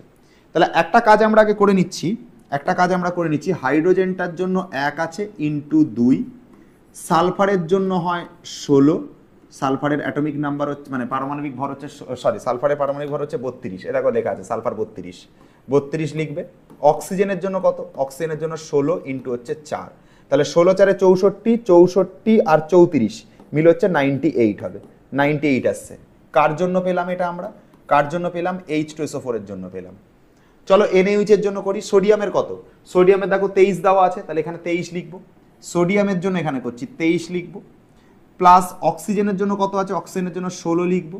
হাইড্রোজেনের জন্য কত আছে, হাইড্রোজেনের জন্য 1 লিখবো, এবং টোটালটার সাথে দেখো একটা 2 গুণে আছে, 2 গুণ করব। তাহলে 23 আর 16 39, আর 1 40, আর তার সাথে 2 এর গুণ, টোটাল সলভ করে 80 আসছে। এবার মানে আমরা হিসাবটা করব কিভাবে দেখো, 98 গ্রাম H2SO4 এর জন্য, 98 গ্রাম H2SO4 এর জন্য NaOH লাগবে 80, 4.9 গ্রাম H2SO4 এর জন্য কত লাগবে জিজ্ঞাসা করেছে। তাহলে কি করব, 98 গ্রামের জন্য লাগছে 80, 4.9 গ্রামের জন্য কত লাগবে, 4.9 এর সাথে 80 গুণ, 4.9 ইন্টু হচ্ছে 80, নিচে 98টা ভাগ, 98টা ভাগ হবে, পয়েন্ট তুলে দেবো, নিচে একটা 10 চলে আসবে, 49 আর 98 কেটে দিলে 2 থাকবে, 2 আর 80 কেটে দিলে এখানে 40 থাকবে, 0 আর 0 কেটে দিলে এখানে 4 থাকবে। দেখে নাও, 98 গ্রাম H2SO4 এর জন্য NaOH পেয়েছি 80 গ্রাম। কোশ্চেনে কি জিজ্ঞাসা করেছে, 4.9 গ্রামের জন্য কত, তাহলে 98 এর জন্য লাগে 80, 4.9 গ্রামের জন্য কত, অ্যান্সার কত হচ্ছে 4 গ্রাম। উত্তর চেক করে দেখো, উত্তর দেখো 4 গ্রাম আছে, তার মানে আমি অঙ্ক পারি, আমি অঙ্ক ঠিকঠাক করেছি। ঠিক আছে, তাহলে এই অবধি আমাদের হয়ে গেল 35-এর দাগ। নেক্সট চলে আসবো পরের কোশ্চেনে, দেখো এই কোশ্চেনটা দেখো। নেক্সট পরের কোশ্চেনে আসি। বলছে 24 গ্রাম ম্যাগনেসিয়ামকে অক্সিজেনে সম্পূর্ণরূপে পোড়ালে ম্যাগনেসিয়াম অক্সাইড কত উৎপন্ন হবে। ম্যাগনেসিয়ামের সাথে অক্সিজেনের বিক্রিয়া করো দেখি, ম্যাগনেসিয়ামের সাথে অক্সিজেনের বিক্রিয়া, ম্যাগনেসিয়াম লিখলাম প্লাস অক্সিজেন লিখলাম, কি তৈরি হয়, MgO তৈরি হয়, এটা তৈরি হয়, ম্যাগনেসিয়াম অক্সাইড তৈরি হয়। আচ্ছা, এখানে অক্সিজেন দুটো আছে কিন্তু এখানে একটা, ব্যালেন্স করবার জন্য এখানে একটা 2 দিয়ে গুণ করবে। তাহলে দেখো অক্সিজেন দুটো, এখানেও দেখো অক্সিজেন দুটো, ঠিক আছে, অক্সিজেন কোনো সমস্যা নেই, কিন্তু প্রবলেম হয়ে গেল ম্যাগনেসিয়াম দুটো হয়ে গেছে, তা তো মুশকিল। তাহলে এ পাশেও দুটো ম্যাগনেসিয়াম করতে হবে। এবার ব্যালেন্স হয়ে গেছে, দুটো ম্যাগনেসিয়াম, অক্সিজেন দুটো, অক্সিজেন দুটো, ঠিক আছে, ওকে। এবার দেখো, এবার ভ্যালুগুলো লেখো। ম্যাগনেসিয়ামের মান কত, ম্যাগনেসিয়ামের হচ্ছে 24, তাহলে 24 ইন্টু হচ্ছে 2 মানে আসবে 48। অক্সিজেন কত, কত গ্রাম ম্যাগনেসিয়াম অক্সাইড পাওয়া যায়, আচ্ছা ম্যাগনেসিয়াম কত, ম্যাগনেসিয়াম 24, অক্সিজেন কত, অক্সিজেন হচ্ছে 16, টোটালটার বাইরে কত আছে, 2 আছে, তাহলে 24 আর 16 40, তার সাথে 2 এর গুণ মানে 80 হবে। আচ্ছা, তার মানে 48 গ্রাম ম্যাগনেসিয়াম থেকে আমরা 80 গ্রাম ম্যাগনেসিয়াম অক্সাইড পাবো। 48 গ্রাম ম্যাগনেসিয়াম থেকে 80 গ্রাম ম্যাগনেসিয়াম অক্সাইড পাবো। তাহলে 24 গ্রাম ম্যাগনেসিয়াম থেকে, 24 গ্রাম ম্যাগনেসিয়াম থেকে কত ম্যাগনেসিয়াম অক্সাইড পাবো। 24-এর সাথে 80-র গুণ, 80 ইন্টু 24 বাই 48টা তলায় ভাগ, 48, 24 48 কেটে গেল, 2 থাকবে, 2 80 কেটে গেল, 40 থাকবে, অ্যান্সার কত আসবে, 40 অ্যান্সার আসবে। 48 গ্রাম ম্যাগনেসিয়াম থেকে 80 গ্রাম ম্যাগনেসিয়াম অক্সাইড, 24 গ্রাম ম্যাগনেসিয়াম থেকে, 24 গ্রাম থেকে কতটা, কত আসলো, 40 আসলো। কোন সালে পড়েছিল কোশ্চেনটা, 2016 সালের কোশ্চেন, চেক করে দেখো, 2016 সালের কোশ্চেন ছিল, 40 অ্যান্সার, আমাদেরও তাই বেরিয়েছে 40 অ্যান্সার। পেরে যাবো কোশ্চেনগুলো। আচ্ছা নেক্সট দেখো, এই কোশ্চেন দেখো কি কি আছে দেখো কোশ্চেনে। এটা দেখো দুবার পড়েছে উচ্চ মাধ্যমিকে, সরি মাধ্যমিকে, 2025-এ পড়েছে, 2008-এ পড়েছে, দুবার পড়েছে পরীক্ষাতে, এতটাই ইম্পর্টেন্ট কোশ্চেন। তাহলে এই কোশ্চেনটাতে কি বলছে দেখো, কোশ্চেনটাতে বলছে ক্যালসিয়াম কার্বনেটের সঙ্গে HCl এর বিক্রিয়া হবে। আচ্ছা, ক্যালসিয়াম কার্বনেট এটার সাথে যদি বিক্রিয়া হয় HCl এর কি তৈরি হয় দেখো আগে। ক্যালসিয়াম আর ক্লোরাইড দুটো মিলে CaCl2 হবে। আগে আগে তৈরি হয় ক্যালসিয়াম ক্লোরাইড হয়, আর কি তৈরি হবে বলে দিয়েছে, কার্বন ডাইঅক্সাইড তৈরি হবে। তো আর একটা তৈরি হবে CO2 লাগবে, তৈরি তো হবেই, আর তার সঙ্গে জলও তৈরি হবে। এখানে হাইড্রোজেন আছে, অক্সিজেন আছে, জল তো তৈরি হবে কনফার্ম, H2O তৈরি হবে, এটা কনফার্ম। এবার ব্যালেন্স করো, জিনিসটাকে ব্যালেন্স করো। দেখো ক্লোরিন কপিস আছে, ক্লোরিন দুটো আছে, তাহলে এর আগে একটা 2 দিয়ে দিই, তাহলে দুখানা ক্লোরিন ব্যালেন্স আছে। আচ্ছা, দুখানা হাইড্রোজেন ব্যালেন্স আছে। ক্যালসিয়াম একটা, আচ্ছা কার্বন একটা, অক্সিজেন 3টে আছে এই সাইডে, এখানে কটা আছে, 2টো আর 1টা, 3টে আছে, ব্যালেন্স হয়ে গেছে, সবকিছু ব্যালেন্স হয়ে গেছে। ওকে, সবকিছু ব্যালেন্স হয়ে গেছে, এই অবধি ব্যালেন্সই আছে সবকিছু, ঠিক আছে। এবার আমাদের কি বলেছে, কত গ্রাম ক্যালসিয়াম কার্বনেট। আচ্ছা, ক্যালসিয়াম কার্বনেটটাকে ভাঙি, ক্যালসিয়ামের যেটা মান সেটা হচ্ছে 40, কার্বনের জন্য কত হয় 12, অক্সিজেনের জন্য কত হয় 16, 3খানা আছে তাহলে ইন্টু 3, 16 3 48 আর 12 60 আর 40 100, এটা আসবে 100। আচ্ছা, এটা হচ্ছে ক্যালসিয়াম কার্বনেটের জন্য। কার্বন ডাইঅক্সাইড কত গ্রাম উৎপন্ন হবে জানতে চেয়েছে, মানে কার্বন ডাইঅক্সাইডের পার্টটা আসবো। কার্বন ডাইঅক্সাইড মানে 44 হয়, তোমাদের মুখস্থ হয়ে গেছে করে করে। কার্বনের মান হয় 12 আর অক্সিজেনের মান হয় 16 ইন্টু 2, মানে 32 আর 12 মিলে হচ্ছে কত, 44। তাহলে 100 গ্রাম ক্যালসিয়াম কার্বনেট থেকে আমরা 44 গ্রাম কার্বন ডাইঅক্সাইড পাবো, ঠিক আছে। বা আমরা উল্টো করে বলতে পারি 44 গ্রাম কার্বন ডাইঅক্সাইড থেকে 100 গ্রাম ক্যালসিয়াম কার্বনেট পাবো। তাহলে 44 গ্রাম থেকে আমরা 100 গ্রাম ক্যালসিয়াম কার্বনেট পাবো। 66 গ্রাম কার্বন ডাইঅক্সাইডের জন্য, 66 গ্রাম কার্বন ডাইঅক্সাইডের জন্য কত ক্যালসিয়াম কার্বনেট লাগবে। আর একবার বলি, 44 গ্রাম কার্বন ডাইঅক্সাইড তৈরি করতে চাইলে 100 গ্রাম ক্যালসিয়াম কার্বনেট দরকার লাগে। তাহলে কোশ্চেনে 66 গ্রাম চেয়েছে, তার জন্য কত লাগবে, 66-র সাথে 100-র গুণ, 66 ইন্টু হচ্ছে 100, বাই দিয়ে কত, বাই দিয়ে 44টা ভাগ, বাই দিয়ে 44 ভাগ, 22 দিয়ে গেলে 2 হয়, 22 দিয়ে গেলে 3 হয়, 2 আর 100 কেটে গেলে এখানে 50 হয়। তাহলে এখানে 50 আর 3 মিলে হচ্ছে 150 গ্রাম, 150 গ্রাম হচ্ছে অ্যান্সার। 50 আর 3 মানে হচ্ছে 150 গ্রাম হচ্ছে অ্যান্সার। ওকে, এই অবধি হয়ে গেল। আচ্ছা, আর এখান থেকে সেরকম কিছু নেই, একটা একটু ডিফিকাল্ট টাইপের কোশ্চেন করব, একটু ডিফিকাল্ট লেভেল, একটু হাই লেভেলের কোশ্চেন করব। যেমন এই কোশ্চেনটা দেখো, এটা ম্যাটে পড়েছিল, অক্টোবরের ম্যাট, ঠিক আছে, ম্যাটে পড়েছিল, ম্যাট অক্টোবর 2021। ওকে, আচ্ছা দেখো কি বলছে কোশ্চেনটাতে।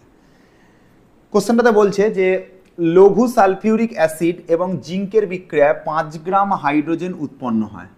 আচ্ছা, তাহলে সালফিউরিক অ্যাসিড আর জিঙ্কের বিক্রিয়া হবে, H2SO4, এর সাথে কার বিক্রিয়া হবে, এর সাথে বিক্রিয়া হবে জিঙ্কের, কি তৈরি হবে, জিঙ্ক সালফেট ZnSO4, প্লাস কি তৈরি হবে, প্লাস তৈরি হবে হচ্ছে হাইড্রোজেন, যা হয় নর্মালি। জিঙ্কের সাথে সালফেট মিলে জিঙ্ক সালফেট, আর হাইড্রোজেনটা সিঙ্গেল হয়ে যাবে আমার মতো। আচ্ছা, এবার H2SO4 এর ক্যালকুলেশন করছি। H2SO4 এর ক্যালকুলেশন করলে কি হবে দেখো, হাইড্রোজেনের ভ্যালু 1, দুখানা আছে তাহলে 1 ইন্টু 2, সালফার কত, সালফার 32, প্লাস অক্সিজেন কত আছে, অক্সিজেন হচ্ছে 16, তাহলে 16 ইন্টু 4 মানে তোমার 64 আর 34 মিলে হচ্ছে 98, একটু আগেও করেছি 98 এসেছিল। আচ্ছা, জিঙ্ক কত, জিঙ্কটা লাগবে, এটা তো লাগবে না, বেকার করলাম, এটা লাগবে না, চাইলে রাখতে পারো, এটা লাগবে না। জিঙ্কেরটা কত, জিঙ্কের ভ্যালু হচ্ছে তোমার এখানে দেওয়া আছে 65.5, 65.5। হাইড্রোজেনের কত, হাইড্রোজেনের 1 ইন্টু 2 মানে হচ্ছে 2। তার মানে আমরা একটা জিনিস বুঝতে পারলাম যে 65.5 গ্রাম জিঙ্ক ইউজ করলে 2 গ্রাম হাইড্রোজেন তৈরি করা যায়। কোশ্চেনে কত গ্রাম চেয়েছে, কোশ্চেনে 5 গ্রাম হাইড্রোজেন তৈরি করতে চেয়েছে। তাহলে কথাটাকে ঘুরিয়ে বলো যে 2 গ্রাম হাইড্রোজেন তৈরি করতে 65.5 গ্রাম, 65.5 গ্রাম জিঙ্ক লাগবে, 65.5 গ্রাম জিঙ্ক লাগবে। কোশ্চেনে কত চেয়েছে, কোশ্চেনে যেটা চেয়েছে, কোশ্চেনে চেয়েছে 5 গ্রাম, তাহলে 5 গ্রাম হাইড্রোজেন তৈরি করতে কত জিঙ্ক লাগবে, 5-এর সাথে এটার গুণ করব 65.5 ইন্টু 5 বাই কত, বাই হচ্ছে 2, এটা হবে। আচ্ছা, এত গ্রাম জিঙ্ক লাগবে। আচ্ছা, এত গ্রাম কি লাগবে, এত গ্রাম লাগছে হচ্ছে জিঙ্ক। ওকে, ভালো কথা। খেয়াল করে দেখো একটা জিনিস, কোয়েশ্চেনের মধ্যে বলা আছে যে এই যে পার্টটা এর মধ্যে 50% জিঙ্ক হচ্ছে পিওর, ঠিক আছে? তাহলে পিওর জিঙ্কের পরিমাণটা জানতে চেয়েছে। 50% বিশুদ্ধতার কত গ্রাম জিঙ্ক লাগবে সেটা জানতে চেয়েছে, ঠিক আছে? আচ্ছা, আমাদের অ্যাকর্ডিং আগে হিসাব করি, ঠিক আছে? আমাদের অ্যাকর্ডিং আগে হিসাব করি। আমাদের অ্যাকর্ডিং আমরা যদি ধরে নিতাম জিঙ্ক হচ্ছে এক্স পরিমাণ লাগবে, ওই এক্স পরিমাণের মধ্যে 50% হচ্ছে পিওর, এটা হতো। আমি ধরে নিলাম জিঙ্ক লাগবে এক্স পরিমাণ, পিওর কত পার্সেন্ট, পিওর হচ্ছে 50%, তাহলে 50/100। তো এটা আমাদের according pure zinc. Question according কত পিওর জিঙ্ক পেয়েছি, এইটা কোয়েশ্চেন অ্যাকর্ডিং পেয়েছি, লিখবো এখানে 65.5 ইন্টু 5 বাই কত, বাই হচ্ছে 2, পয়েন্ট তুলে দাও, নিচে একটা 10 চলে আসবে, ঠিক আছে? তাহলে একটা জিরো কাটাবো, 2 আর 10 কাটালো 5 থাকবে, 5 আর 50 কাটাবো, এখানে 10 থাকবে। আচ্ছা, 655 আর 5কে গুণ করে 10 দিয়ে ভাগ করে দাও।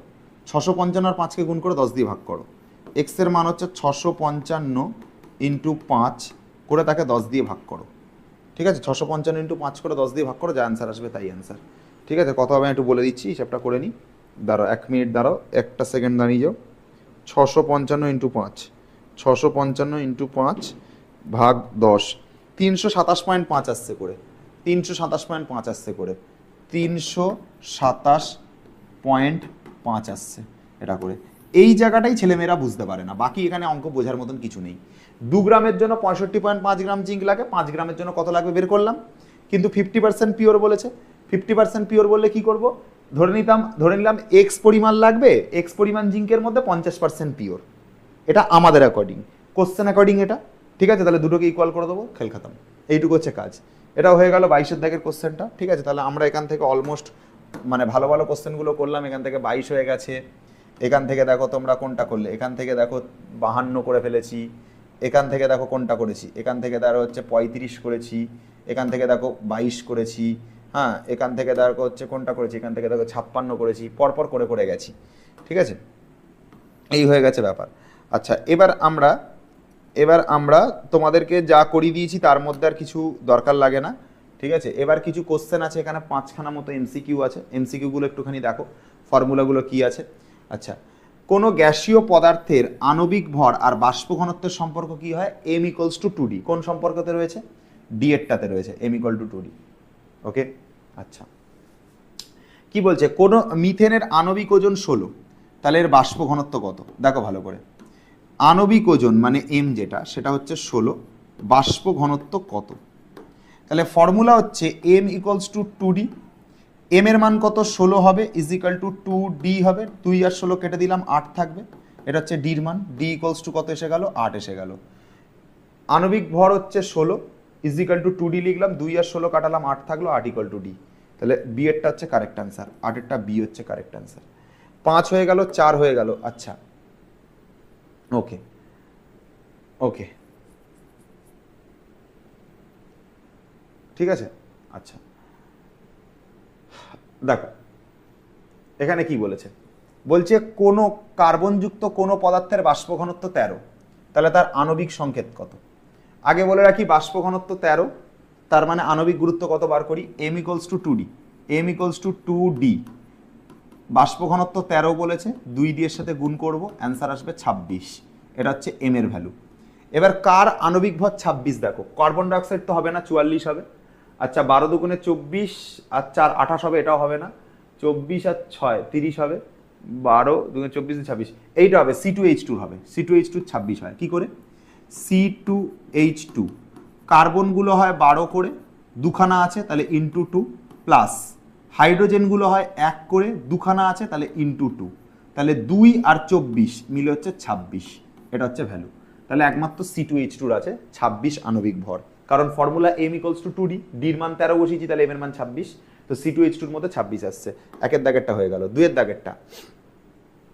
দাগেরটাও তোমরা পারবে, একই টাইপের কোশ্চেন, ঠিক আছে, করবে নিজে হাতে, এবার করো, ঠিক আছে। এর ধরো এই কোশ্চেনটা ধরো, একটি দ্বিপরমাণু গ্যাসের বাষ্প ঘনত্ব 14, দ্বিপরমাণু গ্যাসের বাষ্প ঘনত্ব 14 থেকে আগে আণবিক ভরটা বার করবে, ঠিক আছে? তো m = 2d, তাহলে হচ্ছে তোমার 14 × 2 = 28 হবে, ঠিক আছে? তাহলে তাহলে হচ্ছে m2-র মান এসলো হচ্ছে তোমার 28, ঠিক আছে? তাহলে তোমার সেটার পারমাণবিক গুরুত্ব কত হবে, মানে হচ্ছে তোমার ওই 28 হচ্ছে, তার মানে একটার পারমাণবিক ভর কত হবে, 14 হবে, আর কিছু না, সি অ্যান্সার আসবে, ঠিক আছে? তো এইভাবে আমরা ক্যালকুলেশন করব, ঠিক আছে? আচ্ছা আচ্ছা, দেখো কি বলেছে, দেখো এখানে এই কোশ্চেনটা দেখো, ঠিক আছে? এই কোশ্চেনটা যেটা আমি করাতে করাতে থেমে গেলাম, একটি দ্বিপরমাণু গ্যাসের বাষ্প ঘনত্ব 14, ডি 14, তাহলে এম কত বার করি আগে, এমটা হচ্ছে 2d হয়, আচ্ছা 2 লিখলাম, বাষ্প ঘনত্ব 14 বলেছে, তাহলে ডির জায়গায় 14 বসালে এটা আসবে 28, এটা আসলো এম এর মান।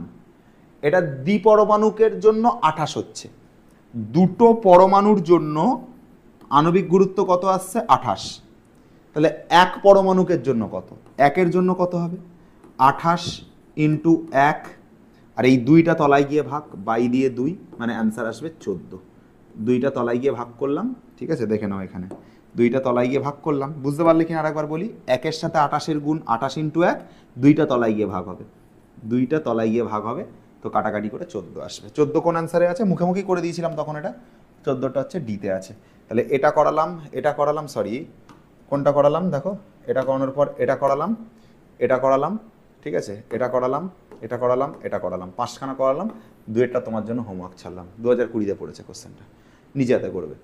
চলো এই অবধি থাক আজকের মতো। আমরা রাসায়নিক গণনার ওপর কিছু কোশ্চেন দেখলাম, হ্যাঁ কিছু এমসিকিউ বেস কোশ্চেনও দেখলাম, এইখান থেকে নিউমেরিক্যালি পড়ে মেনলি, আর তোমার যেটা তাপের ঘটনাসমূহ ছিল সেখান থেকে ডিটেলসেই পড়েছি, কিছু কোশ্চেনও সলভ করিয়েছি।